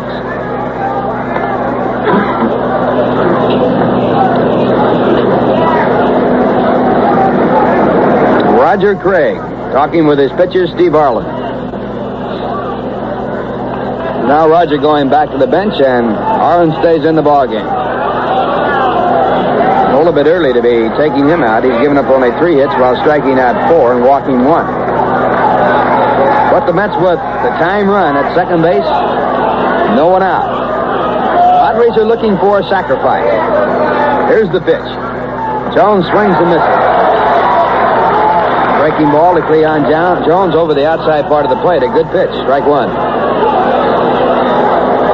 Behind Cleon Jones, Jim Ferguson, a right-hand batter, and Ed Greenbull. Now Arlen again ready. And the shortstop Hernandez coming over to the bag at second, but no throw and time called as Arlen steps off the pitching rubber. Now he's back on top. Here's the pitch. Jones swings and fouls it off, and Arlen now out in front with a 2-strike count. Last year, Arlen won 9 and lost 19 ball games.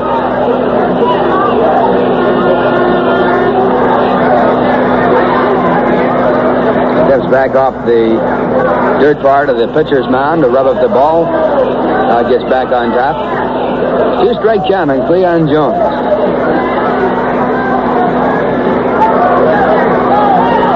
And the next delivery.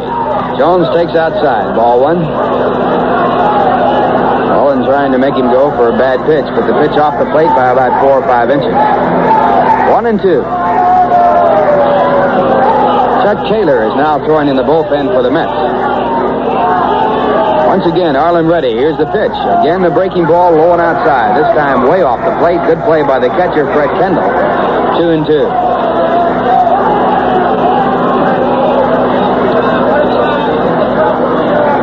First time in the ballgame, the Mets have had 2 men on in 1 inning. A.G. at second base, Staub at first. A.G. running. The pitch is popped up. Back of home plate, it'll be in play. A.G. has to go back to second. The catch is made by Kendall. And A.G., who had a tremendous jump, has to go back to second base. Behind the play, Rusty Staub was not running. So Jones fouls out. He had no chance as he had to swing at the pitch with a 2-strike count.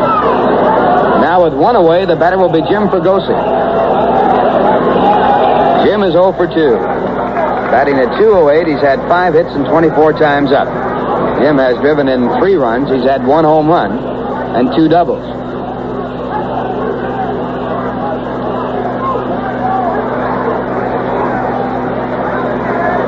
Steve Arlen looking out toward the outfield with his back to the plate. And still looking out there. Evidently talking with his shortstop, Enzo Hernandez, about who will take the throw if the ball's head back to him. Also, the possibility A.G. might be trying to run again. Here's the pitch to Ferguson, breaking ball. Over the outside corner, about knee-high, a called strike. That Mets trying to get back in the ball game. They trail by 1. They have runners at first and second base. 1 man out, top of the 7th inning. And Steve Arlen again sets up. Here's the pitch. It is swung on and missed. It's a Ferguson pull with a curve. The ball was dropped by the catcher, Kendall, but he picked it up quickly, and now time called as Kendall goes out to the mound. Right here in the jam, Arlen has been out in front of his 2 hitters after the base hits by Agee and Staub with a 2-strike count.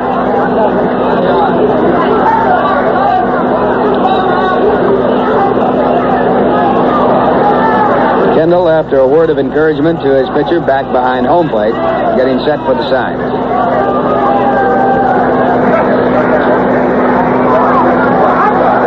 And Arlen back to the plate, missing low and away with a breaking ball. It's 1-2.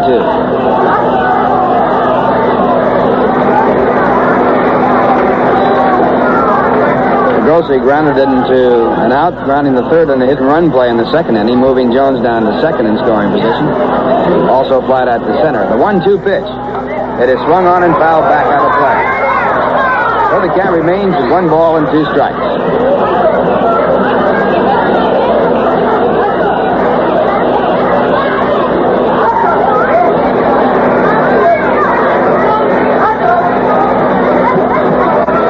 New ball put in play. Arlen working very slowly. Once again, takes the signs from Kendall, gets set, checks at second base. And the 1-2 pitch. Breaking ball way outside and a backhand stop of the ball by Kendall. He knocked it down, the runner's hole. 2 balls, 2 strikes. Almost the identical pitching pattern to Jim Ferguson as he pitched to Cleon Jones when he got him to foul out. 2-strike count, then 2 pitches outside for 2 balls and a 2-2 count. And the next delivery. It is hit grounded foul by Eddie Yost, the third base coach. The count remains at 2-2.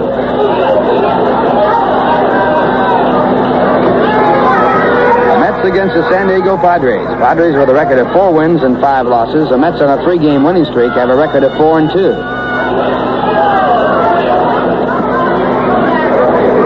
Here in the evening, the grass gets very damp from the dew and humidity from being so close to the ocean. And now at 2-2. Once again, the pitch to Jim Ferguson. And Jim, fooled with a curveball, manages to stay alive as he grounds it foul over to the on-deck circle where it's picked up by Eddie Greenbull.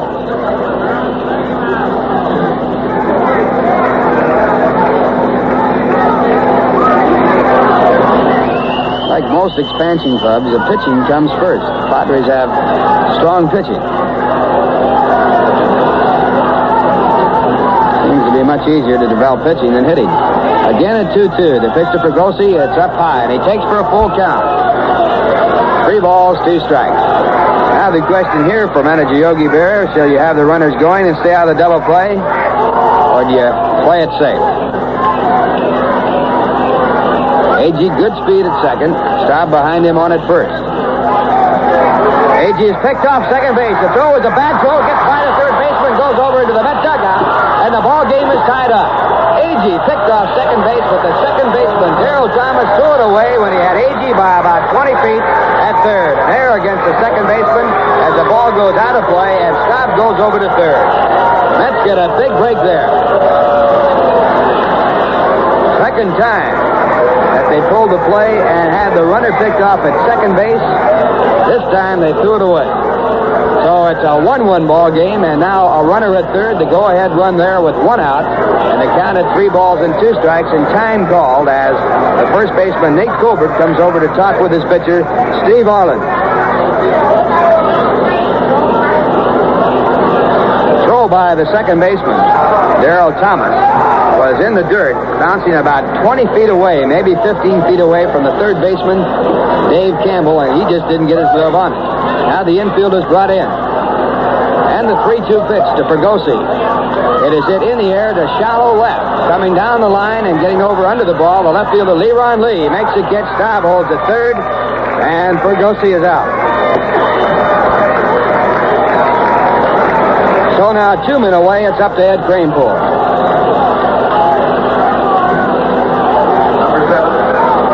Ed is 0 for 2. He flied out to fairly deep center his first time up and then hit a hard smash to the shortstop. Enzo Hernandez's second time up and was thrown out. Greenbull hitting 250s, had 1 home run, 5 runs batted in, 5 hits, and 20 times up. First base is, of course, open. On deck batter, Jerry Grody, a right-hand batter. 1-1 ball game. The Mets with Rusty Staub on at third. Here's the pitch. It is too high for a ball. Greenbull started to swing and held up. He asked the third base umpire, Ed Sudol, if he went far enough, and Sudol gives the strike call.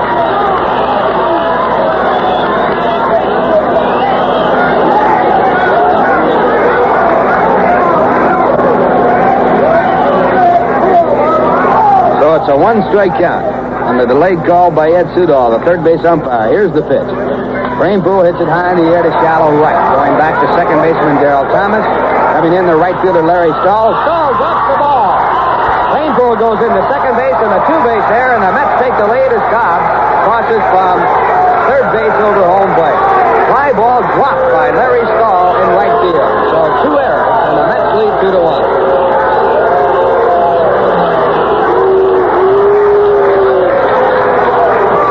Daryl Thomas was walking out there and under the ball making the call when Stahl ran him off. And then Stahl coming under the ball was right underneath it. Had the ball right above his eyes and it hit in his glove and popped away. So it's 2-1, the Mets. The batter coming up is Jerry Grody.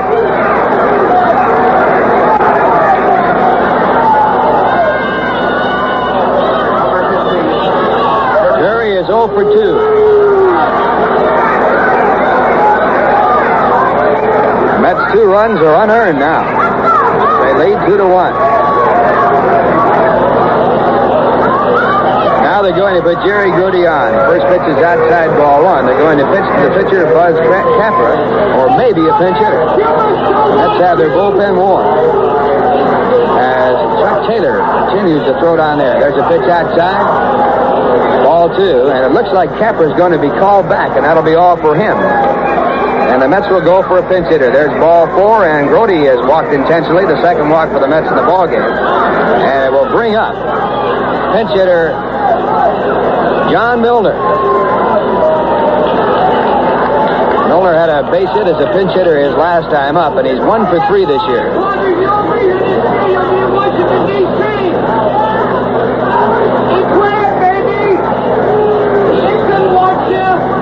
Chuck Taylor continuing to throw in the bullpen for the Mets will be their next pitcher. John Milner. And Milner coming up as $5,588 announced is paid here tonight.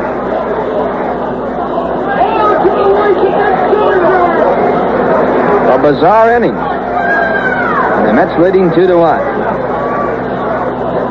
Milner, the left-hand batter, in the first pitch, swung on and missed, and Milner really let it go. Strike 1.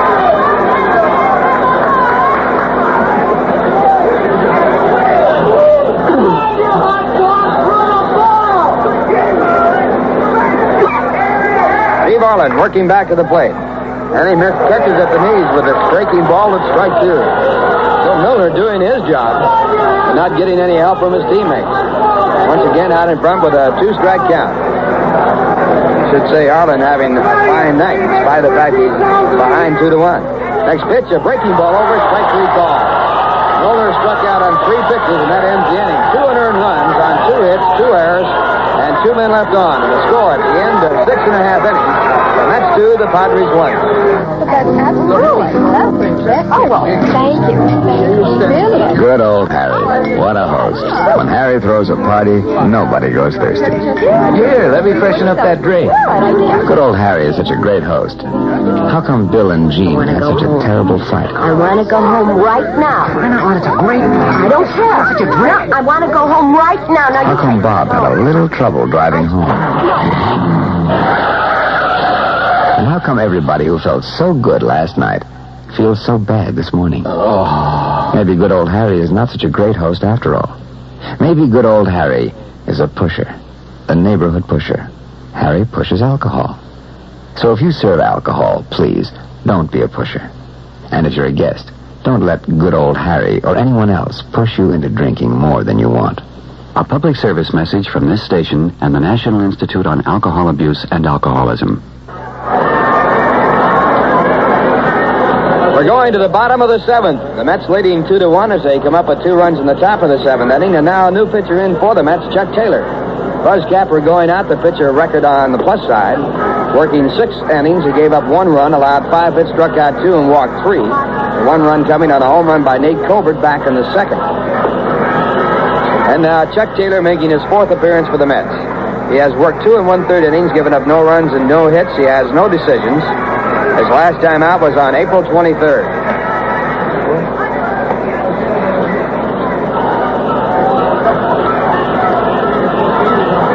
Taylor will be working to Fred Kendall, Enzo Hernandez, and then the pitcher is due up, and we'll see whether or not they'll be pinch hitting there. Pittsburgh defeated Cincinnati in 13 innings, 5-2, on a 3-run home run by Richie Hebner, his 2nd home run of the season. Bob Miller, the winning pitcher, the losing pitcher, McLaughlin, and Bench had a home run in that ball game. Atlanta over St. Louis 9-3. The winning pitcher, Necro, he pitched a 9-hitter. Losing pitcher, Bob Gibson, he's now 0-2. Home runs by Williams, his 3rd, Aaron, his 3rd. That's 642 for Aaron. He's 4 back of Mays now. And Simmons got his 1st in the 7th with no one on. Houston defeated Chicago 5-4. That ball game, Gladdy, the winning pitcher. The losing pitcher was Bert Hooton. May a home run, a 2-run home run in the 4th. Now it's Fred Kendall, and the first pitch by Taylor is swung on a miss, strike 1. Kendall has a base hit and 2 times up. The end of 4 1/2, Montreal won, the Dodgers won. Carl Morton pitching for the Expos, Don Sutton pitching for the Dodgers. The end of 6 innings of play, Philadelphia won, San Francisco nothing. Steve Carlton against Juan Marichal. Taylor back, and he misses outside. It's 1 ball and 1 strike.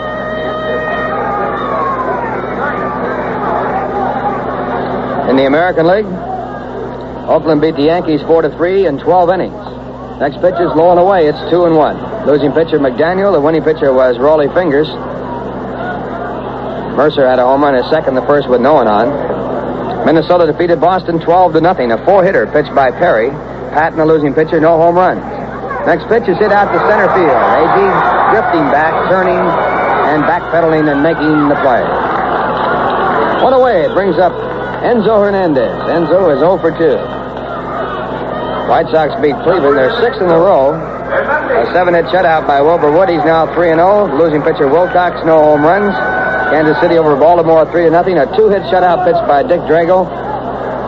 He's now 1-1. Dobson, the loser, 2-1. California beat Milwaukee 4-1 to stop a 5-game losing streak. The winning pitcher Clyde Wright. Losing pitcher Ken Brett, a home run by Berry. First pitch to Enzo is on the outside corner, strike. Ollie Brown is in the on-deck circle for the Padres. 1 strike pitch. Too low, and they count at 1 ball and 1 strike.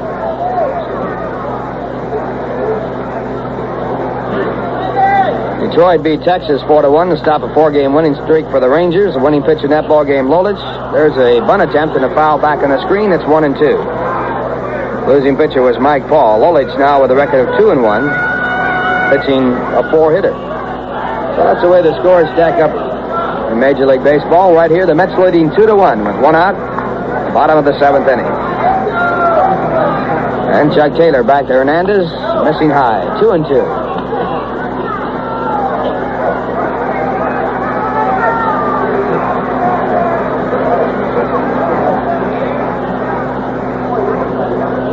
And Taylor's next pitch at 2-2. Breaking ball swung on and fouled back out of play.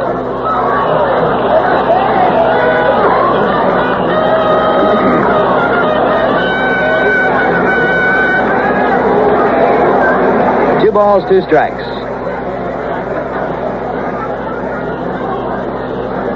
And the next delivery. Again, fouled back into the stand. This stadium holds right around 50,000 people. The Padres have never filled it. In fact, the Chargers seldom do. 2-2 again, and there's a line shot to right center. It's going to be caught as the second baseman Boswell goes back into the right center area about 30 or 40 feet and makes the play. Little looping line drive. That'll bring up Ollie Brown, downtown Ollie Brown. Hitting for Arlen, ladies and gentlemen. Brown has been up 22 times for 3 hits, and that means that Steve Arlen goes out of the ballgame, giving up no earned runs and allowing only 3 hits. He leaves the ball game on the losing side, but the Mets leading 2-1 on 2 unearned runs. And the first pitch to Ollie Brown. The fastball swung on and fouled back, strike one.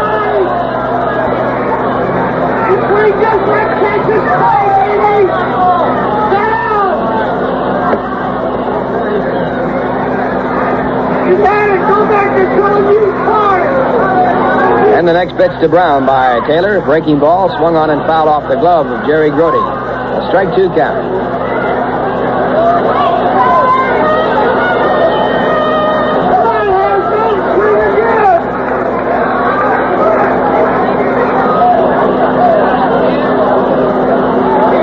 Mets leading 2-1. 2 men out. We're in the bottom of the 7th inning. And Taylor back. And the pitch is just outside, 1-2. Well, good news for fans that followed the fine pitching that Ron Taylor did for the New York Mets. He has signed up with the Padres, and he's wearing his old number, 42. He had been released, and now hooking on with the San Diego Padres. Next pitch is a ball, and the count at 2 balls and 2 strikes.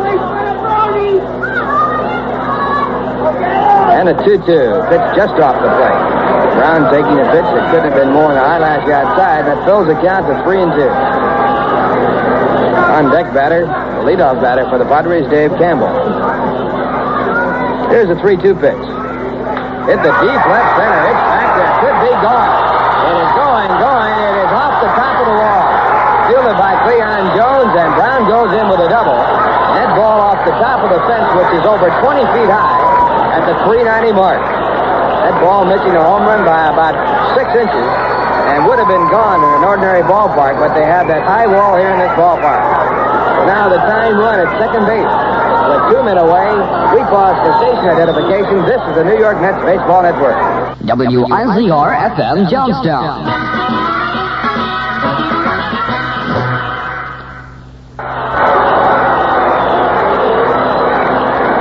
Along with Lindsey Nelson and Bob Murphy from San Diego, California. The Padres with a tying run at second base, 2 men out of the 7th.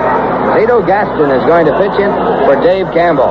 Gaston has been up 19 times. He's had 5 hits, 1 double, and he's driven in 2 runs for a .263 average.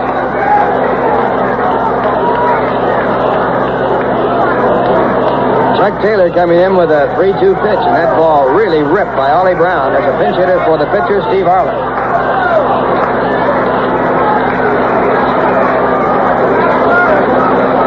With 24 home runs last year, batted .228. Drove in 61 runs.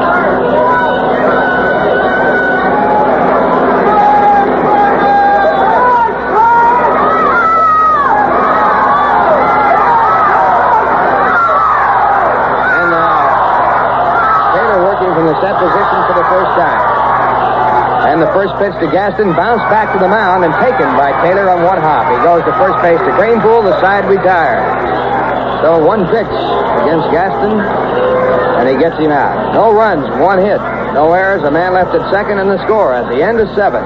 The Mets 2, the Padres 1. Put some extra taste in your lunches with lunch meats from Walt's Walk-In at 112 East State Street in Johnstown. Walt's lunch meats aren't pre-cut. They're sliced while you wait. This means extra flavor. Compare Walt's prices with those in chain stores. You'll find that his prices are 5 to 20 cents per pound less. Waltz also carries only the best brands, such as Boar's Head, Hansel and Gretel, First Prize, and Martinic.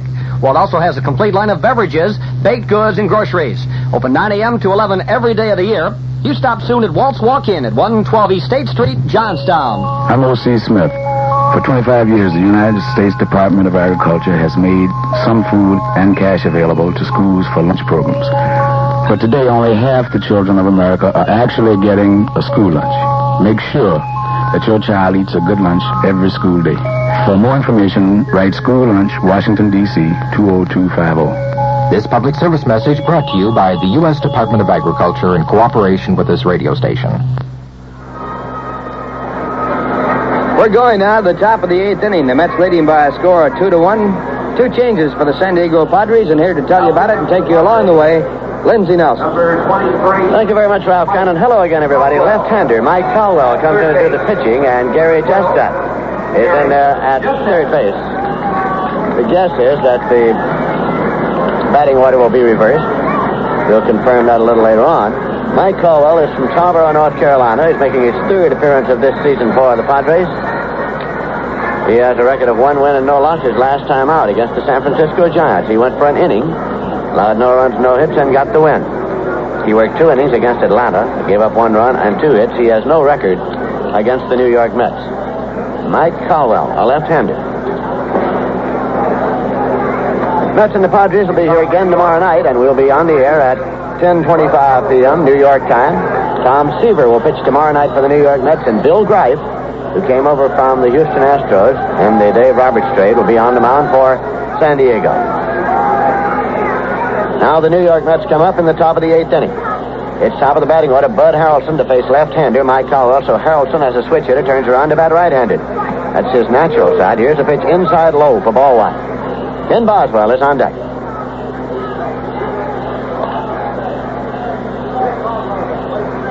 That pitch is low for a ball. 2-0 now to Harrelson. The Mets are leading by a score of 2-1. Caldwell into the windup, and the pitch is on the way, taken right in there for a called strike. 2 balls and a strike now to Bud Harrelson. Pitcher record for the New York Mets is the starter, Buzz Capra.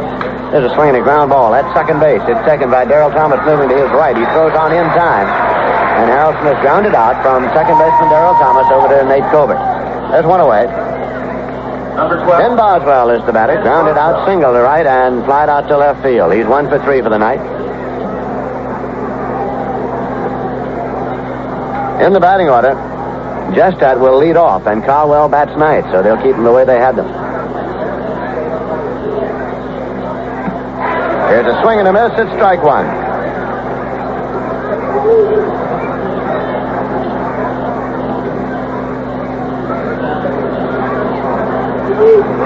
Here's a swing and a ground ball back to the mound. Picked off by Caldwell, played over to Colbert, and 2 men are out. Meanwhile, down in the Met bullpen, Tug McGraw is up and throwing. Tommy Agee coming up now with 2 men out and nobody on base. Agee grounded out, struck out, and then led off with a base hit in the 7th inning when the Mets got their 2 unearned runs. He moved up when Rusty Staub singled. Then actually was caught off the bag at second by such a wide margin he made a dash for third, and a wide throw allowed him to score. Ground ball to second. Daryl Thomas up and over in time, and the Mets have been retired 1-2-3. Nothing across. And in the middle of the 8th inning, the score is the Mets 2 and the Padres 1. Here's a note of interest to schools, groups, and organizations. There's a new color movie in the Met Film Library which we're sure that you'll enjoy. Entitled The Winning Way, this 16mm sound production relives all the excitement and many highlights of the 1971 season at Shea Stadium. It's truly an entertaining movie which every baseball fan should see, and the Mets make it available at no cost to schools, clubs, and organizations in the greater New York area. To obtain a print, merely address your request on official school or club stationery to Mets Film Department, Shea Stadium, Flushing, New York, zip code 11368. The address again, Mets Film Department, Shea Stadium, Flushing, New York, zip code 11368. And because of the heavy demand, please include a secondary date as well.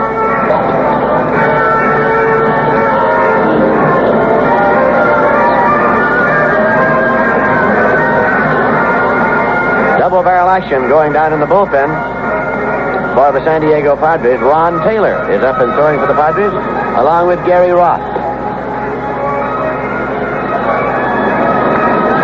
Padres will have second baseman Daryl Thomas to lead off here in the bottom of the 8th inning. Chuck Taylor in his second inning of relief for the New York Mets. Thomas grounded out, and popped out. He's gone 0 for 3 so far. Switch hitter batting left. The Mets keep McGraw throwing down in their bullpen.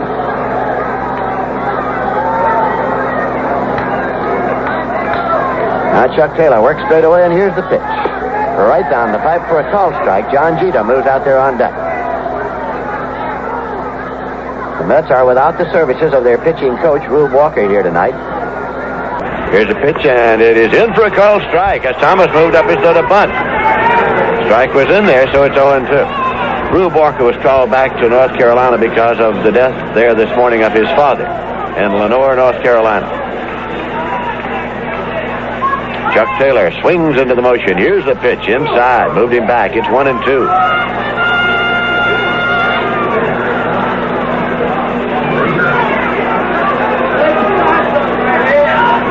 Jerry Grody sends out the sign.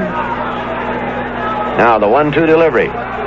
Swung on and missed, and Chuck Taylor has struck out Daryl Thomas. First strikeout for Taylor. Camper struck out 2. For the Padres, number 8, John Jeter. Struck out, had a ground ball base hit to the left side, and grounded out. He is 1 for 3 for the night. Came to the San Diego Padres late last year from the Pittsburgh Pirates.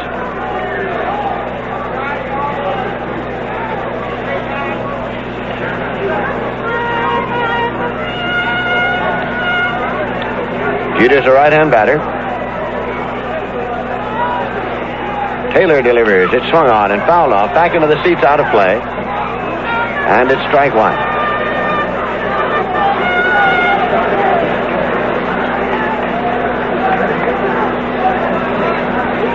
On Thursday night, Jerry Gentry will be the Met pitcher here, and Fred Norman will be going for the San Diego Padres.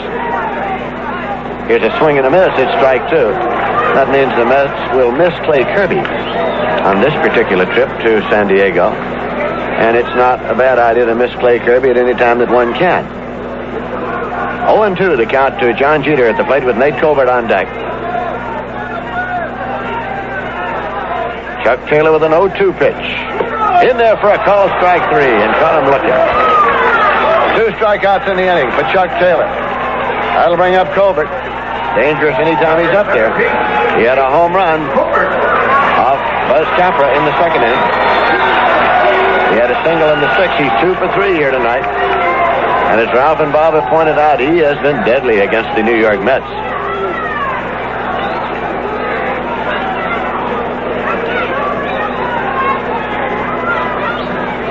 Taylor with the pitch. Swung on it on the ground to the left side. It's cut off by Ferguson. Sidearms to first. Pulls Greenbull off the bag, and Colbert's on. Greenbull had to come off the bag about 3 or 4 steps. It is a throwing error charged against Ferguson. Moving to his left. He cut it off and then sidearmed it, but pulled Greenbull way off the bag. That will bring up Leron Lee. Walked, lined out to first and walked. Grody out to have a word with Chuck Taylor now. The Mets are leading by a score of 2-1, so that runner, Colbert, at first is the tying run.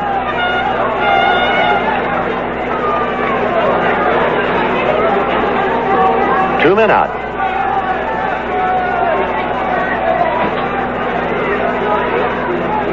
Lee is a left-hand batter. Measures his stance in there. Greenbull not holding the runner, Colbert at first. Colbert had a stolen base in the 6th inning of this ball game. That pitch is low. When I say not holding the runner, he's not all the way back. He is hanging around to keep him from taking the long lead, but he is not holding against him at the bag. 1-0 the count to Lee at the plate. Chuck Taylor now again comes set. Here's the pitch. Swung on, hit in the air deep to left. Cleon Jones is there. He's underneath and waiting, and Jones makes the catch. So the side is out. No runs, no hits, an error, and 1 left. At the end of 8 full innings of play, the score is the Mets 2 and the Padres 1. Hunger hurts, especially children. This is Dustin Hoffman urging you to get involved with the U.S. Department of Agriculture's National School Lunch Program. The School Lunch Program, 25 years old this year, is providing nutritious lunches every school day to more than 20 million youngsters. Write to School Lunch, Washington, D.C., 20250. Write today, please. This public service message brought to you by the U.S. Department of Agriculture.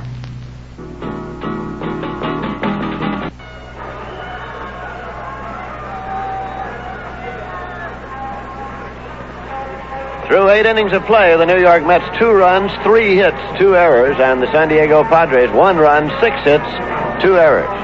As we go to the 9th inning now, Ray Sadecki joins Tug McGraw up and throwing in the Met bullpen. Rusty Staub at the plate. Left-hander Mike Colwell working his 2nd consecutive inning of relief. He retired 3 Mets in order in the 8th inning. Got Harrelson, Boswell, and Agee on ground balls. Left-hander deals it in there for a call strike to Rusty Staub. Staub tonight has struck out, popped out, and singled. 1 for 3. Now the pitch. Check swing, ground ball back to the mound. On the third base side, Caldwell has it. Placed to first in time. Rusty Staub has grounded out, pitcher to first. Caldwell has retired 4 consecutive batters since coming on in relief of Steve Arlen, who left the game as pitcher of record on the short side of a 2-1 score. Cleon Jones is the batter. Hit by a pitch ball, struck out and fouled out. Arlen worked 7 innings, gave up 2 runs on only 3 hits, both runs unearned. He struck out 4, he walked 2, one of them intentionally. Here's a pitch to the right-hand batter. Right in there for a called strike.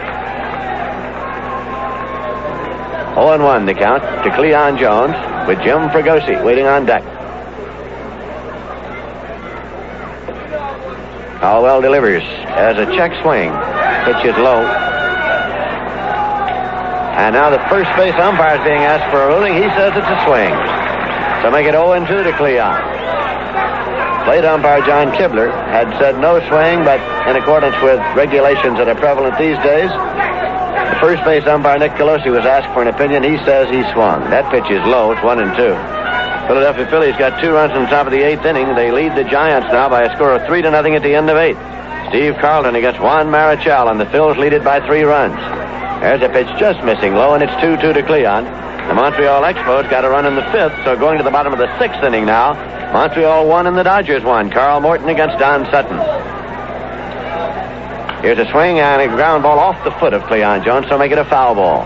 Rebounded up the third baseline where it was retrieved by the pitcher, Mike Caldwell.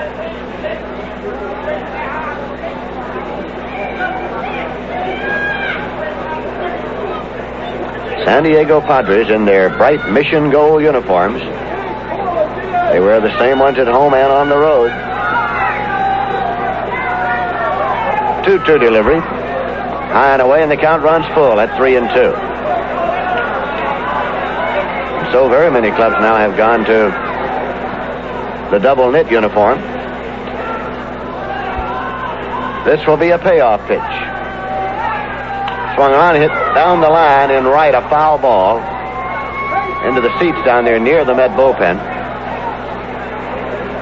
So the count holds full at 3-2 to Cleon Jones. The Mets are batting in the top of the 9th inning. Here's the payoff pitch. He walked him. So Caldwell allows his first base runner as Cleon Jones with a base on balls goes to first. With 1 man out, that brings up Jim Ferguson. Grounded out, flied out, and flied out. He's gone 0 for 3.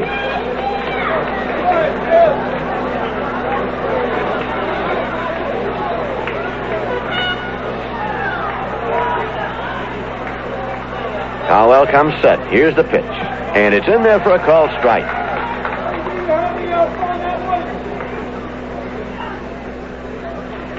Jim McAndrew is up and throwing now in the Met bullpen. It's McAndrew and Sadecki at this moment. That pitch is in for a called strike to Ferguson at the plate. 0-2 the count to the Met third baseman.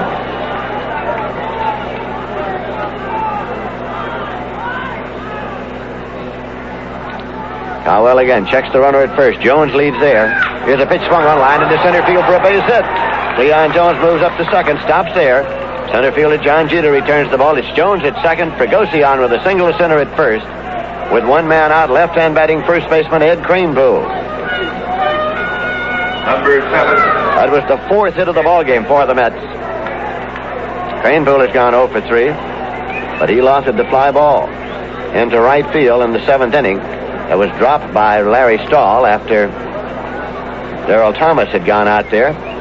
Set. The ball was dropped by the right fielder, and the Mets at that point scored the go-ahead run. Came with 2 men out.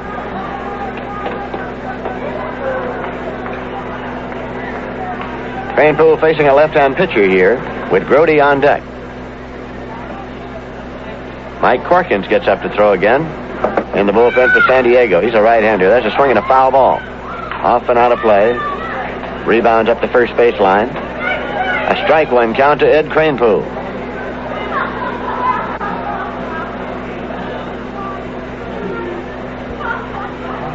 Cleon Jones, the runner at second. Jim Ferguson, the runner at first. Catcher Fred Kendall sends out a sign to Mike Caldwell. Check swing foul ball up the third base line out of play. It's 2 strikes now to Greenbull.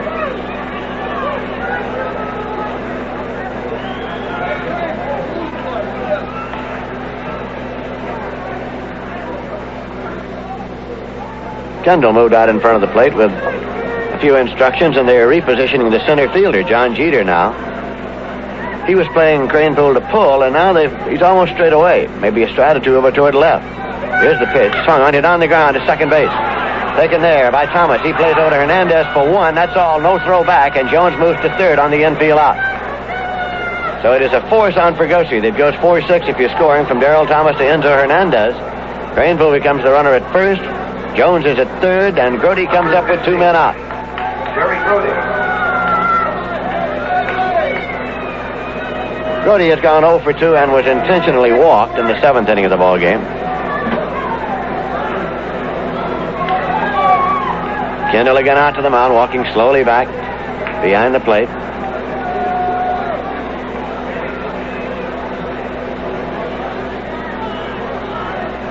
Grody's hitting an even 200 for the season. Chuck Taylor, wearing the jacket, is moved out on deck. That pitch is in for a call strike to Grody. It's cool enough here in San Diego tonight for the jacket to feel good. Runners at first and third. 2 men out. Caldwell's pitch, a little low. 1-1 now to Jerry Grody, the number 8 man in manager Yogi Berra's Met batting order.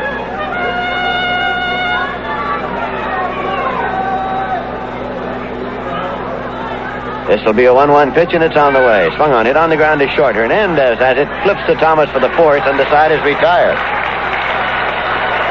So, no runs, a hit, a walk, no errors, and 2 men left.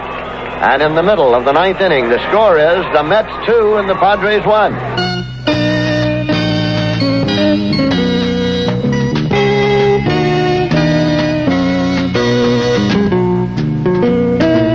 When money grows on trees, then you won't have to bother saving any. But until that happy day comes, there is a very simple way to save. The payroll savings plan sets something aside out of each paycheck before you even see it, and puts it into United States savings bonds. And don't make the mistake of thinking of savings bonds as just retirement money. They can be your ticket to all kinds of great things in life. Take stock in America. Buy U.S. savings bonds.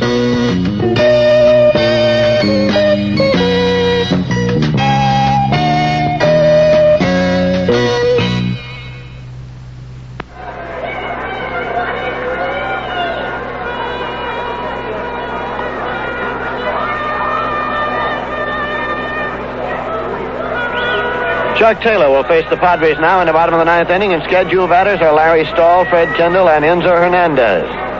The 6th, 7th, and 8th men in the batting order. Larry Stahl, who will lead off, is 1 for 2 and a walk. 2 runs, 4 hits, 2 errors for the Mets, and for the Padres, 1 run, 6 hits, and 2 errors. 3rd inning of relief work for Chuck Taylor, working in relief of starter Buzz Capra, who worked the first 6 innings, gave up 1 run on 5 hits, struck out 2, walked 3, and is the pitcher of record.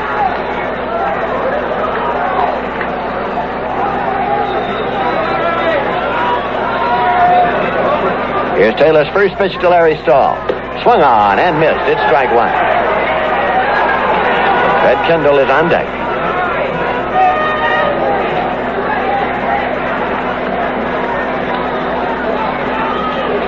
Now the pitch, swung on, hit on the ground to the right of second, taken by Boswell. He throws on in time. He's out on a close play at first base. Hard hit ground ball, and Chuck Taylor made a swipe at it as it went by the mound. Boswell had to move quickly to his right and get rid of the ball in a hurry. He got it there just in time. So there's 1 away. That will bring up Fred Kendall. He is 1 for 3. He's single in the 2nd inning. The Los Angeles Dodgers now have scored 2 runs in the bottom of the 6th inning. Going to the 7th, it is the Dodgers 3 and Montreal 1. Carl Morton against Don Sutton.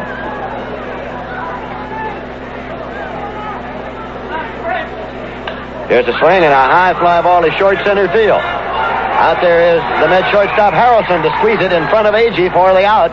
2 away. And now Jerry Morales is coming up. Jerry Morales will bat for Enzo Hernandez. 2 men out. Number 32, Jerry Morales. Jerry Morales has been up 12 times. He's had 3 hits. He is hitting .250. He's had 1 run batted in. He's a right-hand batter.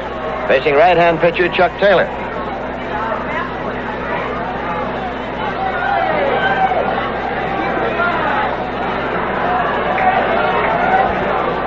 Two men out and nobody on base in the bottom of the 9th inning. The New York Mets leading the San Diego Padres by a score of 2-1. Chuck Taylor into the windup. Here's the pitch, and it's high for a ball. Don Mason has moved out on deck now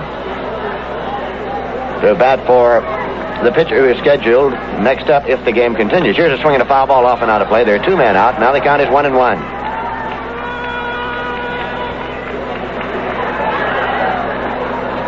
Sadecki's still throwing there in the Met bullpen. Jerry Grody sends a sign out to Chuck Taylor, and here's the pitch. Lets up a little. It's belted in the air to center. Agee has a beat on it. He drifts back, and Agee makes the catch, and the ball game is over. The New York Mets have won it. Chuck Taylor gets a save. Buzz Capra has his first Major League win. The New York Mets have won this one. The Dodgers are leading Montreal by 2 runs, and if the Dodgers beat Montreal, the Mets will be in first place in the National League East. The 9th inning, nothing across. We'll be back in a moment with the final summary and totals. Right now, the final score of the ball game is the Mets 2 and the Padres 1. Excuse me, sir. I'm doing a little survey. Have you got a moment?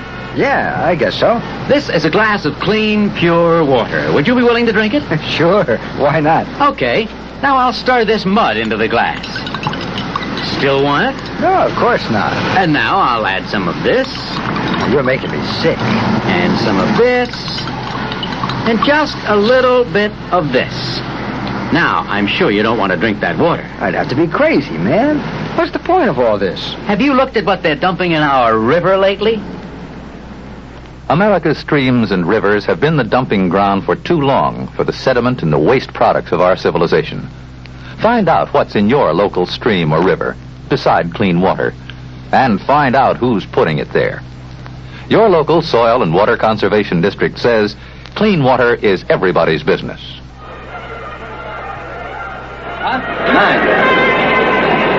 Here in San Diego, the New York Mets have defeated the Padres by a score of 2-1, and to tell you something of how they did it, here's Ralph Kiner. Well, it comes down basically to a play that they pulled off very well in the 6th inning with Buzz Capra on at second base and Tommy Agee up.